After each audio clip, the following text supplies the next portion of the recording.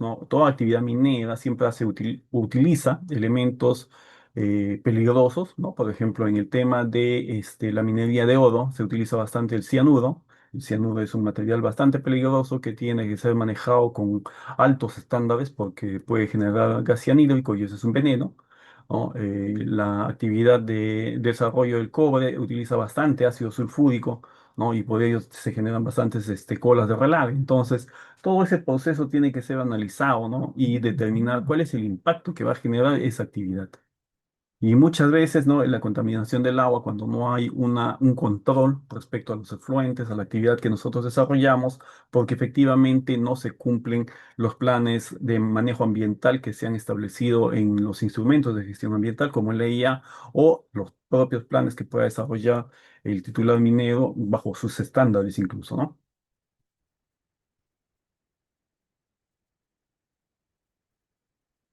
Ya, un poco para recapitular, el tema del polvo, por ejemplo, es uno de los factores críticos que se desarrolla en el aspecto, en los aspectos ambientales, ¿no? ¿Por qué? Porque el desarrollo del Tajo genera bastante movimiento de tierras, ese movimiento de tierras también genera polvo, las voladuras generan polvo y muchas veces si uno no tiene control, no solo natural, sino artificial que puede implementarse en la unidad minera, este polvo se va a ir, se va a desplazar, ¿no? Hacia los entornos cercanos y puede afectar a las comunidades, plantaciones, ¿no? En el Perú tenemos bastantes ejemplos de impacto con el tema del polvo. Y por eso es que también se han implementado por parte del titular muchas actividades complementarias, ¿no? Hoy en día, por ejemplo, las unidades que ya Vico, por ejemplo, tiene un domo gigante, Sauder también tiene un domo gigante para evitar de que las partículas de polvo se puedan estar desplazando. En el tema de la voladura, se utiliza voladura controlada y muchas veces se riega el material para evitar la generación de polvo. Entonces son medidas de manejo ambiental que se va aplicando, ¿no? Y que obviamente he propuesto en mi instrumento de gestión ambiental para que yo pueda reducir o minimizar los impactos que se van a generar con la actividad. El tema de los gases también, ¿no? Por ejemplo, muchas veces no o pasamos por desapercibido de que la emisión de el agua a grandes presiones, como es el sistema de riego por aspersión, ¿no? Que utiliza bastantes elementos químicos, ¿no? También puede producir algunos gases que se emiten en estos aspectos. Entonces hay que tener siempre la evaluación correcta para que no podamos estar generando un impacto no analizado respecto a lo que nosotros estamos proponiendo en los instrumentos de gestión ambiental, ¿no? Los aerosoles, como les decía, justamente es un producto que puede salir en el riego de aspersión a presión, ¿no? Y esto puede llegar a afectar dependiendo de cuál es el producto que se va utilizando. El tema del ruido, ¿no? Las voladuras, por ejemplo, generan bastante ruido y muchas veces uno de los controles ambientales que se propician para esto es poder tener horarios específicos en los que no se va a levantar mucho polvo, ¿no? En el que incluso el propio desarrollo de la mina va a buscar que el ruido se quede dentro, ¿no? Todo ese tipo de evaluaciones se desarrollan para poder nosotros tener un adecuado plan de manejo ambiental en el instrumento de gestión ambiental. Los temas de desertificación, obviamente, cuando la unidad es mucho más grande, impacta mucho más terrenos, ¿no? El impacto no solo es por el componente minero, sino por todas las subactividades que se desarrollan, ¿no? Los componentes auxiliares que se van a desarrollar. Mientras una operación minera es mucho más grande, necesita muchos más accesos de conexión, porque muchas veces los componentes están lejanos, entonces se impacta las áreas naturales para la construcción de caminos, para la construcción de accesos, para la construcción de plataformas, campamentos, estaciones, un sinfín de infraestructura auxiliar que necesita la mina para que pueda desarrollarse. La modificación de relieve es uno de los aspectos bien importantes que hay que tenerlo en cuenta porque una vez que la actividad minera llega, esta va a cambiar completamente el relieve original. Entonces, nosotros tenemos que ir viendo cuál va a ser el impacto sobre esto para determinar las mejores alternativas para el cierre con el propósito de minimizar ese impacto. Peligros geotécnicos, ¿no? El desarrollo de los componentes mineros, obviamente como tajos, botaderos, van a determinar riesgos geotécnicos y para ello tiene que haber toda una evaluación de la zona, ¿no? Qué tan complicada puede ser la zona, determinar el tipo de componente, el tipo de material, cuál es el ángulo de fricción, cohesión, propiedades físicas que tiene el material, para poder hacer los diseños, ¿no? De determinar cuáles son los ángulos globales, los ángulos locales que puedan tener mis componentes y según eso planificar hasta qué nivel pueden llegar, cuánto la profundidad del tajo, el ángulo, las paredes del tajo, dependiendo del material, ¿no? De si es roca, si es arcilla, todo eso tiene que evaluarse para que yo pueda hacer el proceso de minado y determinar cuál es el control geotécnico que voy a tener, ¿no? Entonces, eso con el propósito de poder asegurar que estos componentes y el desarrollo de estos componentes, como son los pads, los botaderos, componentes que van a quedar toda la vida, ¿no? Al final eh, garanticen que también van a comportarse estáticamente sin ningún problema, ¿no? No solo en la etapa operativa, sino especialmente en las etapas ya de post-cierre, o sea, cuando se termina la mina. La pérdida de suelo también es otro aspecto que uno tiene que tener en cuenta porque el desarrollo de los componentes mineros va a ocasionar de que se te retire la capa superficial del suelo, que esto es conocido como topsoil, ¿no? Y ese suelo tiene que cuidarse. La minería, por ejemplo, tiene muchos años en el Perú, ¿no? Nosotros tenemos registros de actividad minérica desde la época colonial e incaica. Y los manejos ambientales han ido evolucionando, la ley ambiental también ha ido evolucionando, ¿no? A inicios de los años 90 la ley ambiental era muy pobre y en la década del 2000 comienza a haber grandes cambios en lo que es la normativa ambiental. A partir del año 2000 justamente ya se evalúan los EIAs, ¿no? En el 2005 se promulga la ley de cierre de minas, que es la que vamos a ir viendo, y con eso, con el propósito justamente de que podamos generar más pasivos ambientales, ¿no? Uno de los temas o los mayores problemas que acarrea la minería es el pasado, porque antes del 90, antes de la época del 90, de la década del 90, la actividad minera no tenía mucho control, entonces cualquier actividad podía desarrollarse, impactar y desaparecer. Y todas esas actividades se han convertido hoy en día en pasivos ambientales, ¿no? Y los pasivos ambientales son focos de contaminación, ¿no? Que pueden afectar a muchas comunidades, sembríos, actividad ganadera, en fin, todas las actividades que se desarrollan a su alrededor y que al haberse declarado como pasivos ambientales es el Estado que tiene que cerrarlos, ¿no? Entonces, cerrar un pasivo ambiental significa que el dinero de todos los peruanos tiene que invertirse para poder remediar estos componentes que han sido dejados, ¿no? Anteriormente. Entonces, con ese propósito es que justamente el Estado, ¿no? Al poder también incursionar hacia grandes créditos extranjeros, participar del Banco Mundial y distintos requerimientos que se exigen allí, ¿no? Lo que le exigen también al Estado es garantizar de que se pueda reducir los impactos o los pasivos ambientales, ¿no? Que se pueda desarrollar una actividad minera mucho más controlada y ahí viene todo el tema de la reforma ambiental. Entonces, en el tema del suelo, por ejemplo, es importante porque en la evaluación que se desarrolla en los proyectos mineros, uno tiene que ir viendo justamente la calidad del suelo orgánico que existe en la zona, el espesor que se tiene para poder determinar los volúmenes y poder llevarlos a un lugar de apilamiento con el propósito de que esos puedan servir para la etapa de cierre final. En cambio, antes, ¿no? Yo he encontrado unidades mineras en las que el suelo orgánico ha sido sepultado, enterrado, depositado en los depósitos de desmonte, y cuando han llegado a la etapa de cierre final, ahí vienen las complicaciones, porque no hay material de cómo cerrar. Entonces, uno de los objetivos del plan de cierre es poder rehabilitar las áreas en lo posible de manera más semejante a como estaban. Entonces, si yo he desarrollado una actividad minera a 3.000 metros, 4.000 metros de altura, en una zona montañosa, una zona de pastizales, ¿no? Donde se desarrolla bastante licho, obviamente necesita suelo orgánico. Y si no cuidé el suelo orgánico, imagínense el costo que me va a representar buscar suelo orgánico, buscar alternativas que puedan reemplazar para minimizar el impacto visual que tiene la unidad minera. Las propiedades físicas del propio suelo, ¿no? El suelo, la actividad minera, por ejemplo, genera tanto movimiento de tierras, ¿no? Y hace que los materiales, suelos profundos que tienen metales, puedan salir hacia la superficie. Entonces, al descubrir todos estos materiales que pueden ser los de beneficio o pueden ser los de desmonte, ¿no? Beneficio por aquellos que vamos a utilizar, como son el cobre, el plomo, plata, ¿no? Y materiales que no, que son, que salen en todos estos, pero que no son utilizados, ¿no? Como el arsénico, como el cadmio, ¿no? El mercurio, que son dañinos y que obviamente tengo que tener un manejo adecuado con estos. Entonces, toda esa remoción hace que toda esta cantidad de metales puedan salir a la superficie y hay que tener un manejo adecuado. ¿M? La acidificación por acumulación de oxidación, ¿no? Mientras más profundo pueda ser un tajo, ¿no? Mayormente va a explotar ya sulfuros.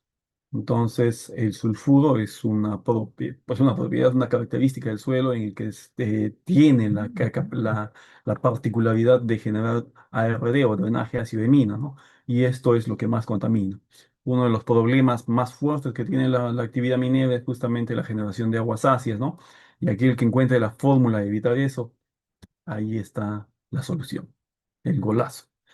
Ah, y también la adición de sales, ¿no? Al suelo, sulfatos. Todo lo que se remueve adiciona materiales a las capas superficiales y obviamente las puede afectar. Las aguas, la alteración de la dinámica fluvial, ¿no? Y muchas veces la operación o los componentes mineros se desarrollan en microcuencas o cuencas, ¿no? Y estas afectan o tienen que variar la dinámica fluvial de cómo era, ¿no? Mientras yo tenía un curso de agua que existía en esa zona y voy a proyectar, construir un componente minero ahí, estoy desviando las aguas mediante canales de coronación, canales, túneles, en fin, lo que se haya planificado para poder asegurarme de que el agua no tenga contacto con los componentes mineros y no se contamine, pero ya cambié esa dinámica, ¿no? Ya cambié el flujo que tenía naturalmente el agua por la imposición de un componente minero en el que yo estoy colocando por el desarrollo de la actividad minera. La pérdida de masas de agua, entonces allí justamente ese cambio en la dinámica fluvial puede afectar no solo el flujo superficial, sino también el flujo subterráneo. El flujo superficial y el flujo subterráneo tienen una interconexión, ¿no? Y si uno no hace una evaluación al respecto, puede generar pérdidas de manantiales de agua, ¿no? Afloramientos naturales que antes existían. Al no hacer esta evaluación, la desviación de los flujos superficiales, la recarga de los acuíferos, yo voy a afectar gravemente a todos estos escenarios naturales que se tenían. Entonces, si no he tenido una línea base correcta para determinar cómo es la característica del agua, tanto superficial como subterránea, ¿no? Los impactos que voy a generar y las medidas que yo voy a aplicar, las consecuencias pueden ser bastante complicadas a futuro.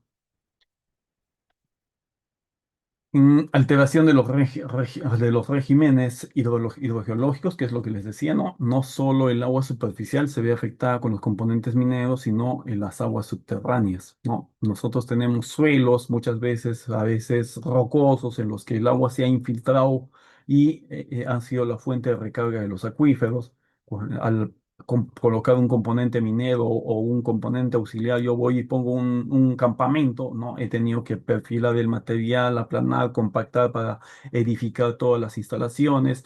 A esas instalaciones le estoy poniendo coberturas, techos, ¿no? Entonces, todo el agua que se podía infiltrar hoy día las canalizo y las estoy sacando afuera. Entonces, estoy cambiando la dinámica fluvial de las recargas de los acuíferos, ¿no? Todos esos impactos tienen que evaluarse para que yo pueda determinar las mejores medidas de manejo ambiental en los instrumentos de gestión. Y la contaminación por metales y metalóides, ¿no? Que es justamente lo que les decía, no solo el material que se mina tiene metales, sino también los residuos, ¿no? Los desmontes, por ejemplo. Desmontes son los materiales residuos mineros que tienen cantidad de metales, pero que no son aprovechados. Entonces, si yo no tengo una buena disposición de esos metales y lo dejo a la intemperie, con la propia precipitación se va a desplazar, se va a mover y va a llegar a contaminar otras fuentes. ¿M? Entonces estoy contaminando suelo superficial, aguas superficiales y aguas subterráneas. Impactos del pH, ¿no? Uno de los, como les decía, uno de los mayores problemas que tiene la actividad minera es el tema de la generación de drenaje ácido de mina. ¿Y esto por qué? Porque la generación de drenaje ácido es un proceso natural en el que tienen que existir factores como los materiales que tengan sulfuro, el agua y el oxígeno. Este trinomio, ¿no? En conjunto genera drenaje ácido naturalmente. ¿No? Lo podemos ver incluso en algunas actividades pequeñas que nosotros desarrollamos, ¿no? La construcción de un acceso muchas veces ha pasado por una zona de material de sulfuros, o sea, piritas, ¿no? Comúnmente lo que vemos allí. Y al dejarlo expuesto, vemos que la cuneta siempre trae aguas rojas, ¿no? Ojo que el corte de material fue corto, pero justamente estuvo en una zona donde tenía sulfuros y al dejar expuesta ese talud, ¿no? En contacto con agua y oxígeno, lo que va a generar es agua ácida, ¿no? Entonces el volumen quizá no es tanto, pero ya hay una repercusión así. Minera, ¿no? Estoy moviendo millones de toneladas de metros cúbicos de material que las voy a colocar en un depósito de desmonte y si estos no tienen un control adecuado, podrían estar generando aguas ácidas que van a finalmente impactar a todos los cursos naturales. ¿Mm? Eso se produce por la hidrólisis, la oxidación en sí de los sulfuros, ¿no? Donde se encuentra la pirita, que estos reaccionan y generan drenaje ácido de mina. Bien. Entre ellos tenemos muchos materiales, ¿no? Hay también materiales alcalinos que pueden minimizar un poco la generación del agua ácida, pero los estudios geológicos son importantes por eso para determinar cuál es la característica que tiene la mina, ¿no? En la zona sur, por ejemplo, hay bastantes unidades mineras que se han desarrollado en zonas de este, eh, materiales de calizas, ¿no? Entonces ellos casi no tienen problemas con aguas ácidas. Sin embargo, pueden tener lixiviación de metales. ¿No? En que las zonas norte mayormente tenemos bastantes problemas con aguas ácidas, ¿no? La zona no tiene muchos contenidos de calcio, ¿no? O sea, y los sulfuros que se generan son en mayor cantidad. Entonces no existe ningún elemento que pueda contrarrestar eso naturalmente y lo que vamos a generar es drenaje ácido. En el impacto social, ¿no? Siempre va a haber cambios significativos en la costumbre, en la gente que vive alrededor, ¿no? Porque muchas veces la actividad minera se ha desarrollado en zonas de pastizales, en zonas ganaderas, en zonas de cultivos, y cuando la actividad minera comienza requiere bastante mano de obra, entonces un agricultor, un ganadero, un pastor que antes tenía esa actividad, va a cambiar, ¿no? De actividad a llegar a trabajar en la mina, desarrollando actividades simples como puede ser vigía, obrero, lo que sea, ¿no? Pero ya cambió su forma de costumbre, ya está cambiando cómo era su modo de trabajo y va a comenzar a depender de la actividad minera. ¿Ya? Entonces, todos esos son los impactos que tienen que evaluarse para que uno pueda determinar no solo el aspecto técnico del cierre, sino los aspectos sociales en el plan de cierre social que viene en el plan de cierre. ¿Mm? ¿Y esto qué genera? ¿No? Que puede generar también la desigualdad económica entre la población, la dependencia del trabajo de la mina, la migración especialmente, ¿no? Ese es un ejemplo o es una característica del desarrollo, donde ha habido actividad minera, ¿no? La gente comienza a desarrollar un poco más su actividad económica y obviamente, como todo padre muchas veces decide pues que sus hijos tengan un futuro diferente y los manda afuera, ¿no? Eso genera la migración, el abandono de la agricultura y la ganadería. Ya los hijos no quieren hacer lo que los padres antes hacían, entonces obviamente buscan fuentes de trabajo diferentes, ¿no? Uno quiere ser operador, conductor, en fin, todas distintas actividades que se van generando. Impacto en los recursos de las comunidades y conflictos sociales. Esa diferencia, justamente la desigualdad económica, es la que genera conflictos sociales. Entonces, la planificación del cierre de minas es justamente un proceso bastante complejo, un proceso bastante delicado, porque tengo que tener información de línea base, caracterizarla, determinar alternativas de cómo voy a plantear para poder llegar a un objetivo, que al cierre o al término de la vida, el impacto que se haya generado pueda minimizarse en lo posible. Existe una filosofía en el cierre de minas, ¿no? Y esto es a nivel internacional. Hoy en día no solo tenemos en el Perú la ley de cierre de minas, su reglamentación, sino estándares internacionales como la del ICMM, ¿no? De Australia, de Europa también hay un código de cierre de minas, ¿no? En los que ya con la experiencia a través de todos los siglos de minería que se ha tenido a nivel mundial, se ha podido llegar a principios, ¿no? Y uno de ellos es que la reducción mínima, o sea, tiene que existir la reducción de todos los impactos ambientales, sociales al cierre de una actividad minera. Las operaciones mineras crean cambios en los terrenos e influyen en la evolución de las comunidades. Eso es definitivo, ¿no? No hay comunidad en el Perú que no haya cambiado, ¿no? Uno de los ejemplos claros, por ejemplo, es Tintaya, Antapacay, ¿no? Que muy cerca la comunidad empezó como un pueblito, hoy en día es una ciudad grandaza, ¿no? Y ha habido semejante cambio en la cultura, en el modo de vida de toda la población, entonces hay un impacto, un cambio de vida ahí totalmente generado. La minería que impulsa sus impactos positivos y que minimicen los negativos, ¿no? Es la que podría tener un legado favorable. ¿Quién no quisiera eso?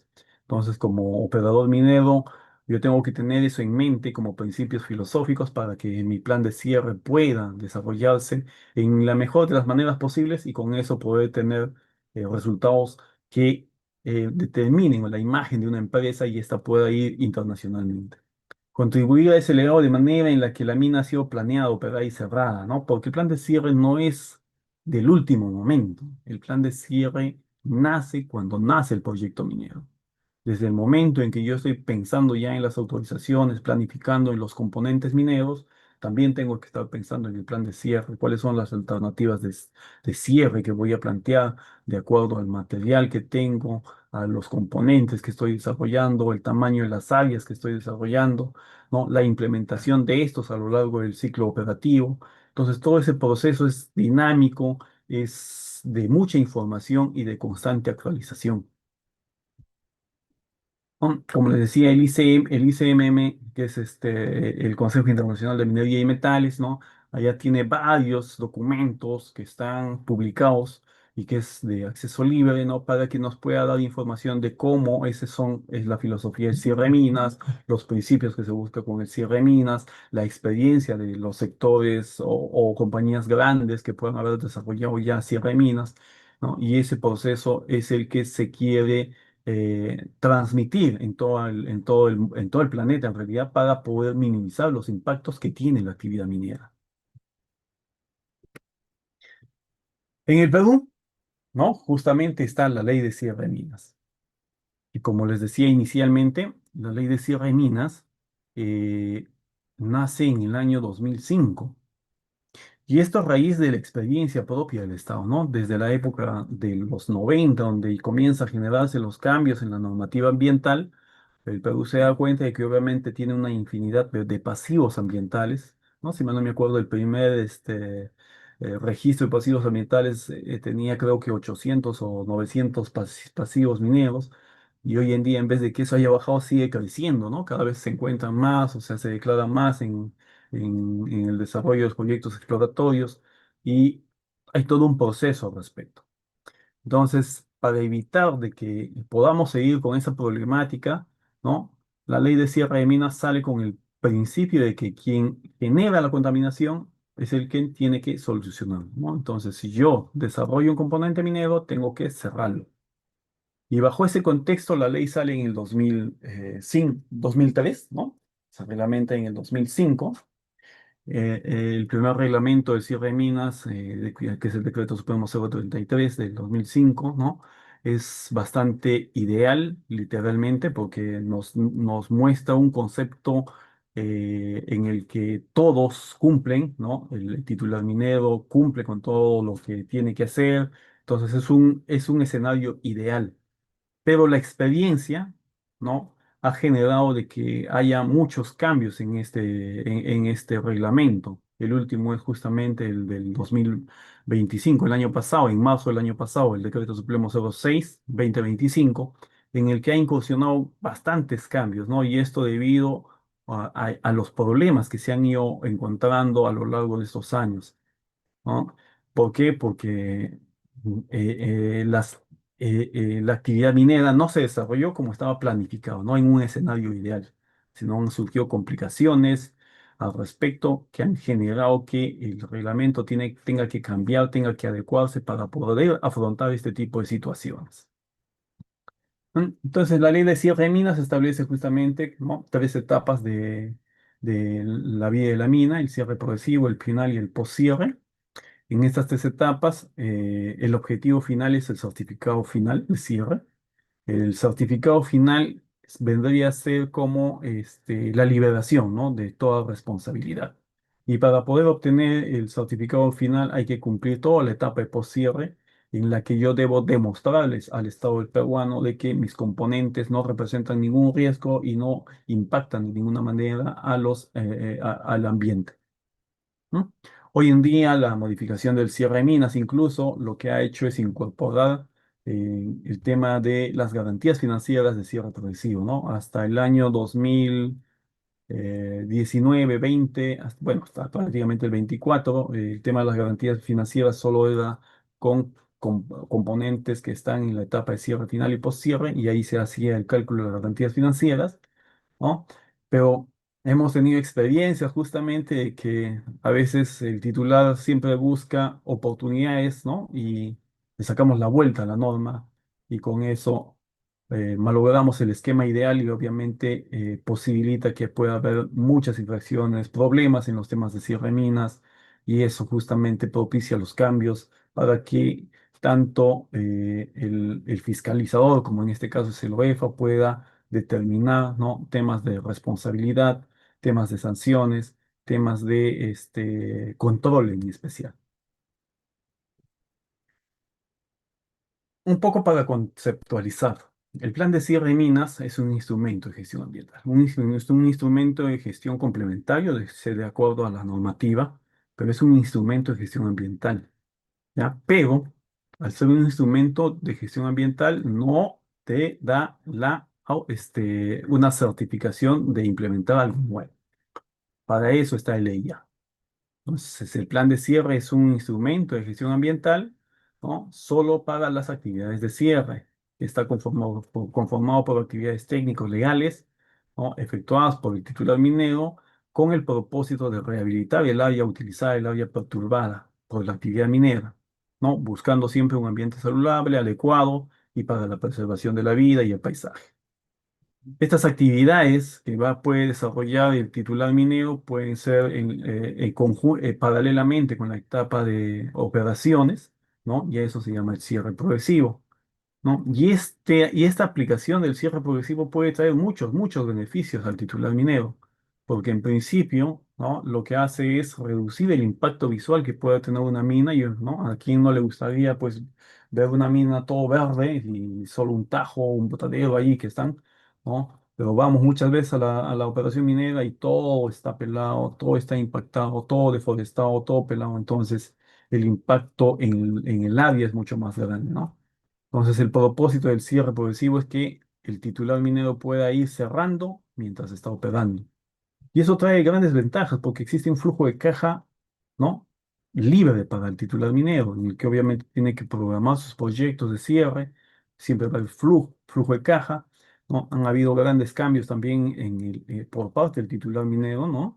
Yo recuerdo que, por ejemplo, en las décadas o inicios del año 2000, todo gerente de mina pensaba más en producción, ¿no? De allí la ley de seguridad minera entró con fuerza y lo que se priorizó era seguridad. Entonces venía seguridad y producción, pero seguridad primero, producción después, ¿no? Y una vez que se crea el tema de la normativa ambiental y las sanciones ambientales que hoy existen, ¿no?, la filosofía también del titular ha cambiado porque hoy en día es seguridad, medio ambiente y operaciones, ¿no?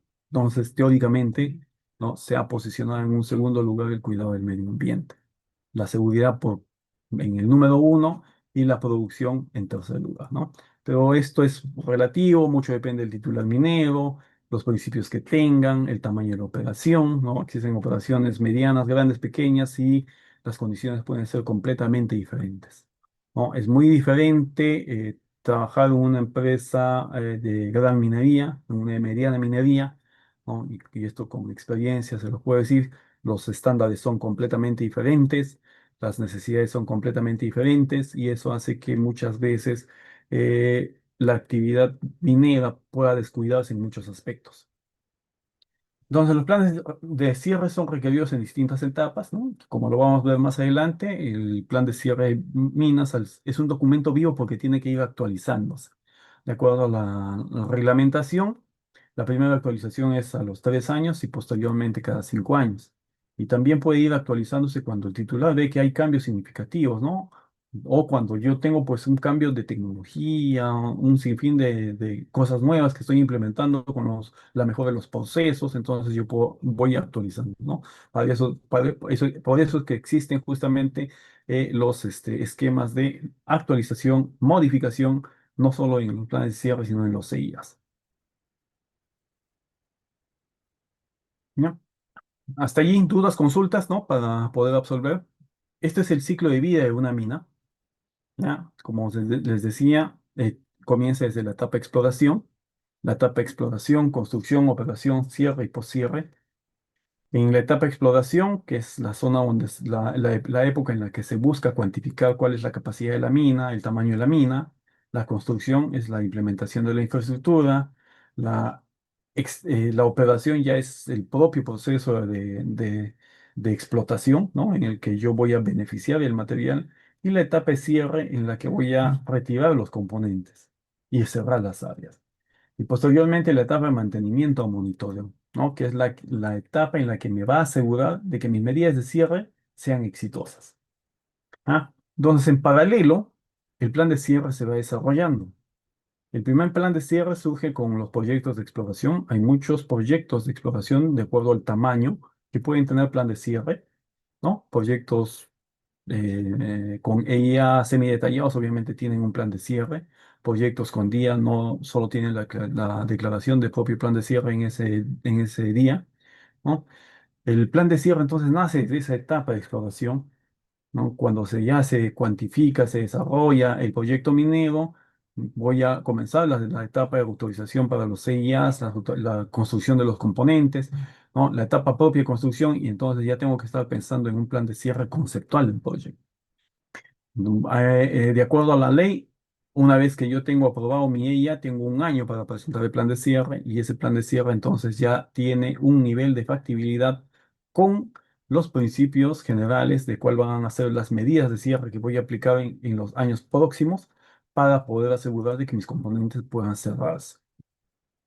Entonces, a lo largo de la vida o de la operación de la etapa de explotación, el plan de cierre tiene que ir actualizándose y modificándose de acuerdo a cómo es el comportamiento de la vida de la mina, ¿no? Y en este proceso existe todo un tema también de supervisión, verificación de los compromisos, no solo de ley, sino del plan de cierre, para que podamos nosotros asegurarnos de que llegar con un plan de cierre final, ¿no? Un plan de cierre mucho más robusto, mucho más conciso, que cubra justamente los objetivos del cierre de minas y que, no, y que garantice que más adelante no haya problemas.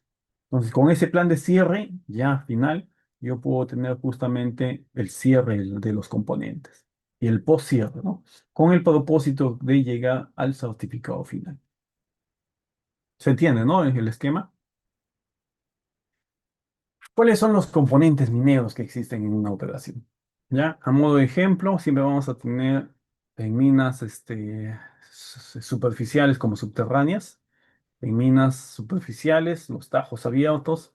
En minas subterráneas van a ser las galerías, ¿no? Todas las bocaminas que van a desarrollarse. Los depósitos de desmonte que pueden ser con materiales potenciales de generación de agua, de aguas ácidas o no, o no PAJ, ¿no? En PAJ o NPAJ, o sea, potencial alto de generación de aguas ácidas o no, o sin potencial de generación. Pilas de lixiviación, relaveras, instalaciones, almacenes, infraestructura hidráulica, ¿no? Todo lo que es canales, pozas para el manejo de las aguas, las plantas de tratamiento, tanto industriales como domésticas, almacenes para productos químicos, hidrocarburos, etcétera, edificaciones, campamentos, almacenes, talleres, toda instalación auxiliar, rellenos sanitarios u otros de residuos sólidos, ¿no? Incluyendo los peligrosos, las zonas transitorias, la disposición, todo el manejo que voy a tener y los sistemas de infraestructuras como carreteras, líneas de alta tensión, media tensión, baja de tensión, el sistema de agua, alcantarillado de los campamentos, todo eso son componentes mineros. ¿No? Y entre ellos se van a clasificar entre componentes principales y componentes auxiliares, ¿no? Entonces, componentes principales vienen a ser justamente todos los depósitos grandes, el Tajo, los depósitos, las pilas, la planta las plantas de beneficio, ¿no? Todas esas instalaciones que son parte del proceso van a ser los componentes principales, mientras que las instalaciones auxiliares son aquellas que son de apoyo, ¿no? Almacenes, oficinas, talleres, ¿no? Rellenos sanitarios, todos son infraestructura auxiliar. Esto es ejemplo de una disposición de componentes mineros, ¿no? En el esquema se ve justamente la ubicación de un tajo, un botadero de desmonte y una pila de lixiviación. Y esa es la particularidad que también tiene una mina, ¿no? Porque siempre en el desarrollo del plan de minado lo que vamos a buscar es que las distancias sean cortas. Entonces, alrededor del tajo voy a tener siempre a los componentes como el botadero, la pila, ¿no? Un poco más alejados los depósitos de relave, ¿no? Todos esos, ¿por qué? Porque las distancias juegan un papel importante en el desarrollo de la mina, ¿no? En el proceso productivo. Mientras más corta sea la distancia de carreo, obviamente hay mayores beneficios. Mientras más larga es esa distancia, incrementa el costo de operación. Entonces, con todo eso yo tengo que determinar cuáles son las condiciones actuales, ¿no? Las minas nuevas, obviamente, tiene que haber todo un proceso del desarrollo de la línea base, ¿no? La caracterización del ambiente desde los inicios, antes de que se pongan los componentes mineros para determinar cuáles son las condiciones del agua, del aire, del suelo, ¿no? Y que mis componentes que voy a instalar no tengan gran impacto al respecto. Entonces, esta caracterización de todo el ambiente circundante en el área de la operación es lo que se llama la línea base. La línea base tiene que ser desarrollada por 2 o 3 años antes, ¿no? de la construcción, para que nosotros podamos tener información de cuál es la característica inicial de las condiciones iniciales del área de operación, ¿no? Y con la implementación de los componentes, ¿no? Analizar cuál va a ser el impacto, las medidas de mitigación, con el propósito de reducir justamente el impacto. Los requisitos ambientales a partir de las condiciones actuales hay que identificar temas sensibles, ¿no? El tema del agua es uno de los temas más sensibles. El tema del suelo también es sensible respecto al ambiente, el uso de la tierra, ¿no? Que hoy en día es algo que no está muy difundido y que si hablamos de las décadas pasadas, peor, ¿no? O sea, hoy en día lo que la comunidad internacional busca es que el uso de la tierra pueda ser uno de los objetivos en el plan de cierre, que no solo sea idea del titular minero, ¿no? Sino esto tenga que ser una interacción entre el titular y las comunidades afectadas cercanas, con el propósito de que se pueda buscar otra fuente de generación de empleos, otra fuente de desarrollo, ¿no? Cuando la mina ya no esté. Entonces, para ello es importante poder hacer el reconocimiento de cuáles son las comunidades cercanas, los stakeholders que se van a ver afectados, ¿no? Por la actividad minera y con ello poder evaluar cuáles serían los usos futuros de los terrenos. ¿M? Y allí intervienen todas las disciplinas, ¿no? Hidrología, grafología, botánica, zoología, política, economía, metodología, ingeniería, todas las ciencias ambientales tienen que jugar su rol para poder determinar una línea de base adecuada, determinar cuál es la línea de base social, cuáles son los impactos y que se van a generar, la evaluación de los impactos ambientales, las medidas de mitigación, las medidas de reducción, ¿no? Todo lo que se va a determinar con el propósito de reducir estos impactos. ¿No? Entonces, para los diseños de los cierres de mina, toda esa información es de gran utilidad, porque cuando yo tengo caracterizado cuál es el inicio, puedo saber cuál es el impacto de mi componente minero. Si yo inicialmente en una zona donde era una zona de pastizal y he colocado un depósito de desmonte, ¿no? Tengo que ver cuáles van a ser las condiciones de ese depósito. Puede ser que sea un depósito NPAG, ¿no? Cuyo riesgo es mucho menor a un depósito PAG. Entonces, imagínense, si fuese así, quizá el uso posible que pueda tener ese depósito de NPAG pueda ser también nuevamente pastizales, pueda ser zonas ganaderas, pero un depósito PAG cambia mucho las circunstancias. Yo ya no puedo pues tener ese mismo uso del suelo que tenía antes, sino tengo que buscar otra alternativa o ver cómo se va a desarrollar. La posibilidad de eventos extremos tienen que ser evaluados, ¿no?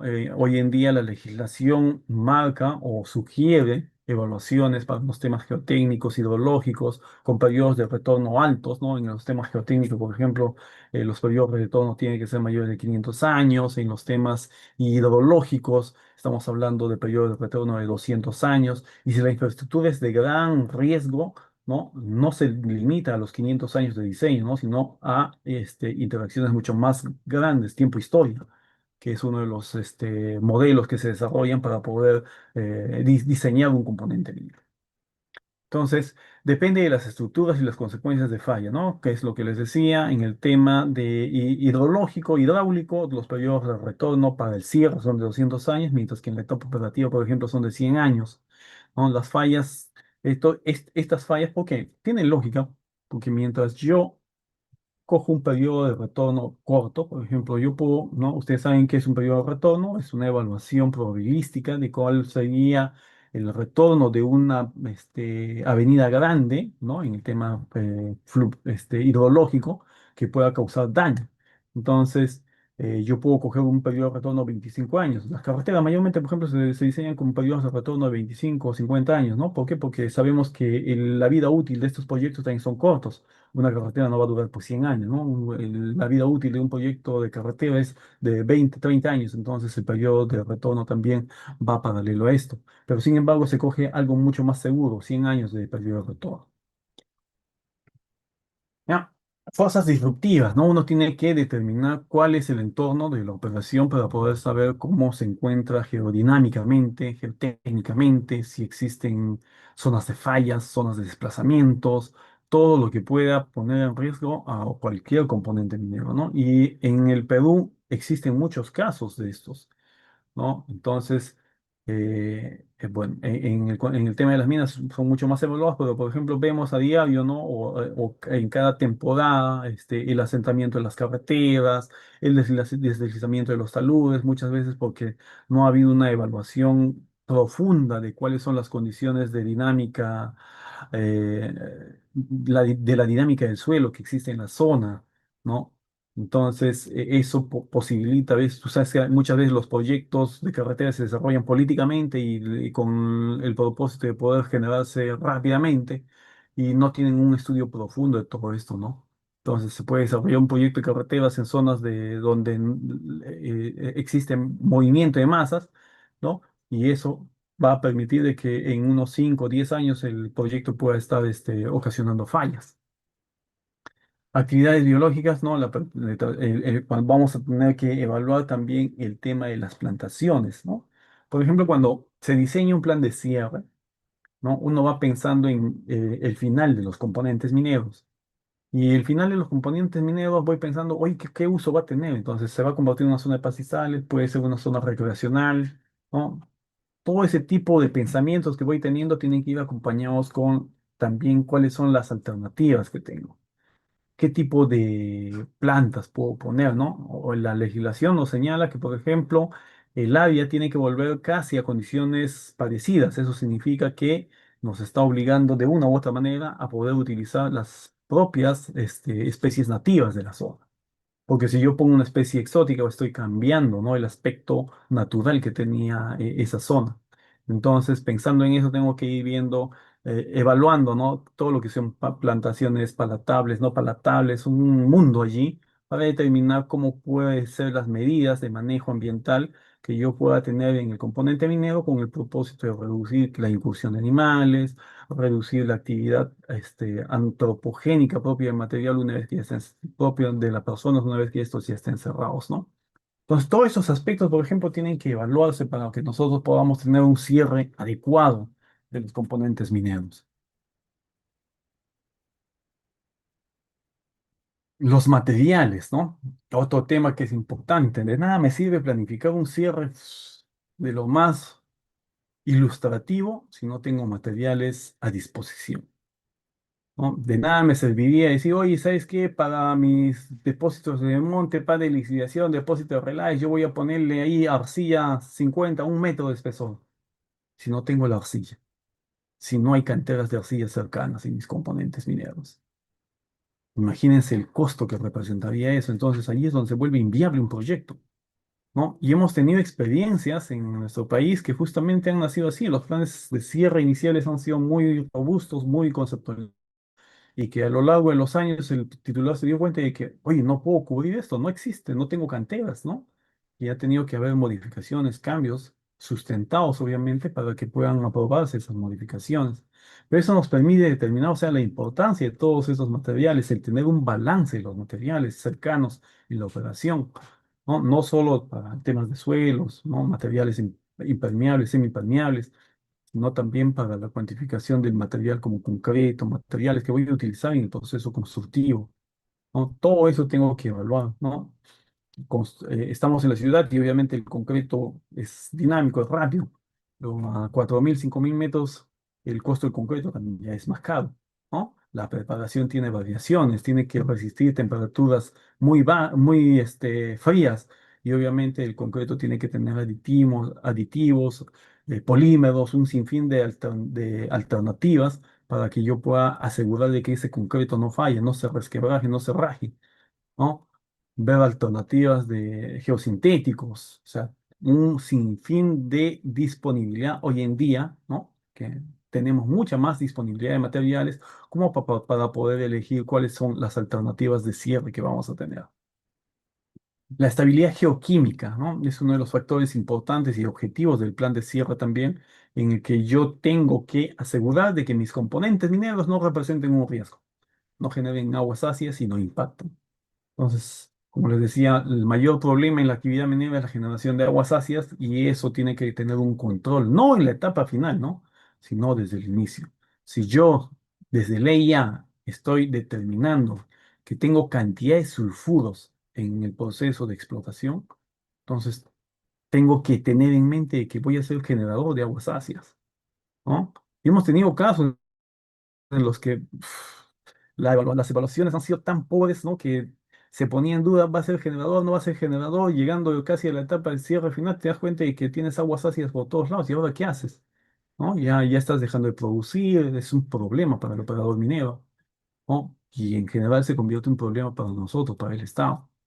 ¿Por qué? Porque lo que significa es que no hay no se garantiza la estabilidad química, no se garantiza la seguridad de los componentes y mucho menos la afectación de los componentes ambientales.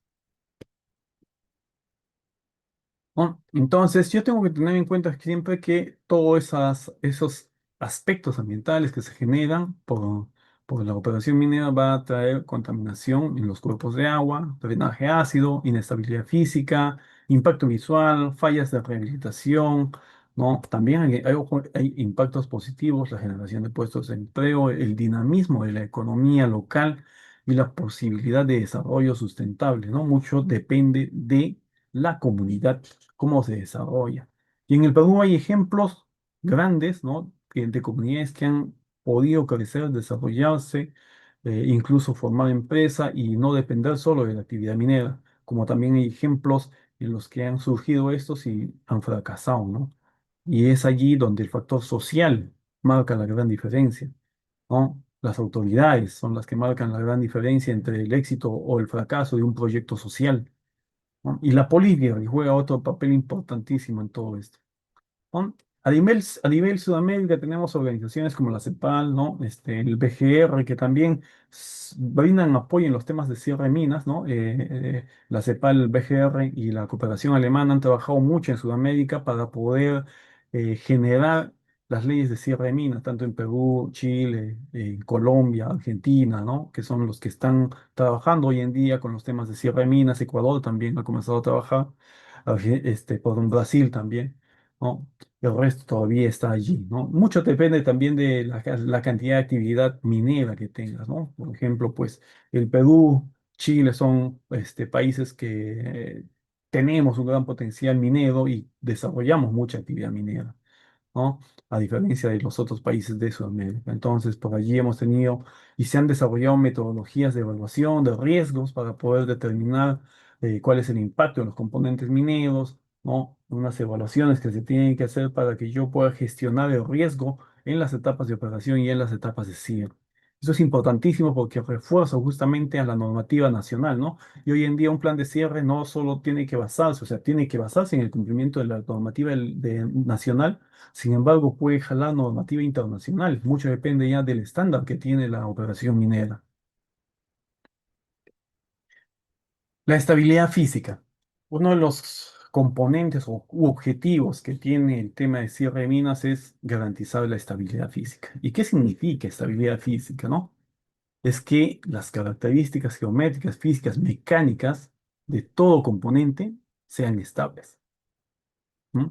Y no solo sean estables estáticamente, sino dinámicamente. Porque cuando viene un sismo, este tiene que comportarse, ¿no? Y eso, por ejemplo, lo vemos en el caso en la construcción de las edificaciones, ¿no? Nuestras casas. Si no tiene un diseño sísmico, viene un temblor y la casa se cae. Lo mismo pasa en los componentes mineros, que tienen que tener un diseño geotécnico, ¿no? Para asegurar que las fuerzas perturbadoras, fuerzas disruptivas, como son los sismos, no afecten al componente una vez que estos estén construidos y una vez que estén cerrados y puedan durar sus 1000, 2000 años posteriormente. ¿Ya? Ese es el objetivo. Entonces, uno de los pilares que tiene la ley de cierre de minas es asegurar la estabilidad física a largo plazo. No estamos hablando de que sea estable mientras opero, sino que tenga que ser estable toda la vida. ¿No? Y para eso siempre hay que desarrollar todo un proceso, ¿no? Cuando uno trabaja en mina, comienza a analizar justamente esos aspectos, ¿no? Hay consultoras importantes que son las que tienen mucha experiencia en el desarrollo geotécnico de los componentes mineros y son los que tienen que aprobar el desarrollo también del propio minado. Entonces, cambios en el minado, todo tiene que pasar de una evaluación geotécnica para que yo pueda desarrollar no por el hecho de que haya encontrado mineral en esta zona de la mina, ¿no? Voy a comenzar a excavar, no puedo hacer eso, tiene que haber una evaluación geotécnica, porque si yo saco material de ahí, quizá inestabilizo toda esa zona y se puede derrumbar, ¿no? Y si tengo un componente cercano, también lo estoy comprometiendo. Entonces, todos esos problemas tienen que analizarse para determinar las condiciones de estabilidad física en los componentes mineros. El tema de la estabilidad geoquímica y con ello viene la generación del drenaje ácido de mina. El drenaje ácido de mina, como les comenté, ¿no? Eh, es el drenaje que sale de la operación minera. El ARD es una condición natural. El drenaje ácido, la generación del drenaje ácido es natural, en el cual intervienen sulfuro, oxígeno y agua. Ese trinomio, esa interacción de este trinomio de elementos, lo que produce es agua ácida. Y si esto sale de un componente minero, se llama drenaje ácido de mina. Pero las características del drenaje ácido natural pueden ser neutras o ácidas. Pueden ser alcalinas, ¿no? Y en este rango, como se muestra en la figura, pueden tener pHs desde 2 o incluso menores a 2 hasta pHs alcalinos de 10. ¿Ah? Tenemos ejemplos, ¿no? En unidades mineras donde los drenajes, por ejemplo, son neutros, pero tienen metales, ¿no? Y eso también representa un riesgo, todo un proceso de evaluación y tratamiento que tengo que desarrollar para ese efluente que voy a tener. Entonces, todo esto representa costos, ¿no? Representa impactos en las aguas superficiales, en las aguas subterráneas, en el suelo, en la flora y en la fauna. Entonces, para evitar el tema de la generación de agua ácida, ¿no? Lo que se hace en este trinomio anterior, lo que veíamos aquí, ¿no? Si yo sumo sulfuro, agua y oxígeno, mi resultado, drenaje ácido. ¿Qué pasa si le quito el oxígeno? Entonces la ecuación se va a eliminar. Si yo quito uno de estos elementos, obviamente el sulfuro no lo voy a poder quitar porque o sea, un depósito del monte es un depósito de residuos que tiene alto contenido de sulfuro, ¿no? Entonces, no puedo sacar este material, pero sí puedo reducir el agua. ¿Qué pasa si lo coberturo? Si hago que el agua no ingrese. Entonces, si hago eso, lo que voy a evitar es la generación de agua ácida. ¿Qué pasa si le quito el oxígeno? ¿No? Si lo inundo, entonces dejo que el agua se convierta en la capa protectora. evito que el oxígeno ingrese y también estoy reduciendo la generación de aguas ácidas. Entonces, todas esas son alternativas y mecanismos que se van a diseñar y planificar con el propósito de reducir la generación de aguas ácidas, ¿no? Una de las alternativas son las coberturas. Entonces yo tengo que ir pensando de que para reducir el ingreso del agua, tengo que colocarle una cobertura a mi componente minero, ¿no? Y esa cobertura va a responder justamente a un diseño en función a la precipitación, la evapotranspiración que pueda tener, el volumen de escorrentía superficial y la infiltración neta. Todos estos parámetros tienen que ser evaluados en el diseño de una cobertura para que yo pueda determinar cuál es la infiltración neta y con ello asegurar o determinar cuál va a ser el volumen de generación de aguas ácidas, ¿no? De lo contrario, o sea, todo lo que caiga de la lluvia se va a entrar en contacto con el agua, con el sulfuro, ¿no? Con el oxígeno, y todo lo que sale va a ser agua ácida. Y tratar grandes volúmenes de aguas ácidas es un costo altísimo en la operación minera. Y por ello es que hay distintos tipos de coberturas. Ya la experiencia a nivel internacional nos ha mostrado de que pueden haber estructuras simples, que son la colocación de una solo el material orgánico, estructuras compuestas que pueden incorporar materiales impermeables como, o semiimpermeables, como las arcillas, o el material de baja permeabilidad, o materiales de filtro, como pueden ser gravas, materiales geosintéticos. Entonces, esta escala de metodología va avanzando y tienen que ser evaluados porque también representan un costo. Los materiales inertes, ¿no? Tienen que asegurar, ojo, si yo diseño una cobertura, tengo que utilizar pues materiales que no me vayan a generar también aguas ácidas. De nada me serviría diseñar una cobertura con una arcilla cuando mi arcilla tiene altos contenidos de sulfuro. Entonces, no va a haber ninguna capa impermeabilizante, ¿no? Porque la capa impermeabilizante es la que va a generar también aguas ácidas. ¿Ah? Y todo esto tiene que pensarse de acuerdo a las condiciones de la operación minera, para climas secos, climas húmedos, ¿no? Y climas con erosión eólica, ¿no? Por ejemplo, los casos de las operaciones mineras que están en la costa. Son muy pocas en el caso peruano, pero que existen, ¿no? Y ahí, por ejemplo, los temas de sierra son completamente diferentes a los temas de sierra que tenemos de las operaciones que se encuentran a 3.000, 4.000, 5.000 metros. Las coberturas multicapas, ¿no? Dependen justamente de cuál va a ser el uso final del suelo que se va a determinar. Y también existen coberturas húmedas que pueden ser la generación de lagunas, ¿no? Esto también tiene que tener una evaluación completa, porque colocar agua en un depósito, ¿no? Para los temas de estabilidad física, uno de los elementos o uno de los parámetros más críticos es el agua, ¿no? Entonces, uno de los papeles que puede jugar el agua puede representar el fracaso de la estabilidad física. Entonces, tiene que haber una evaluación muy, muy compleja para que yo determine cuál va a ser la medida de cierre que voy a implementar.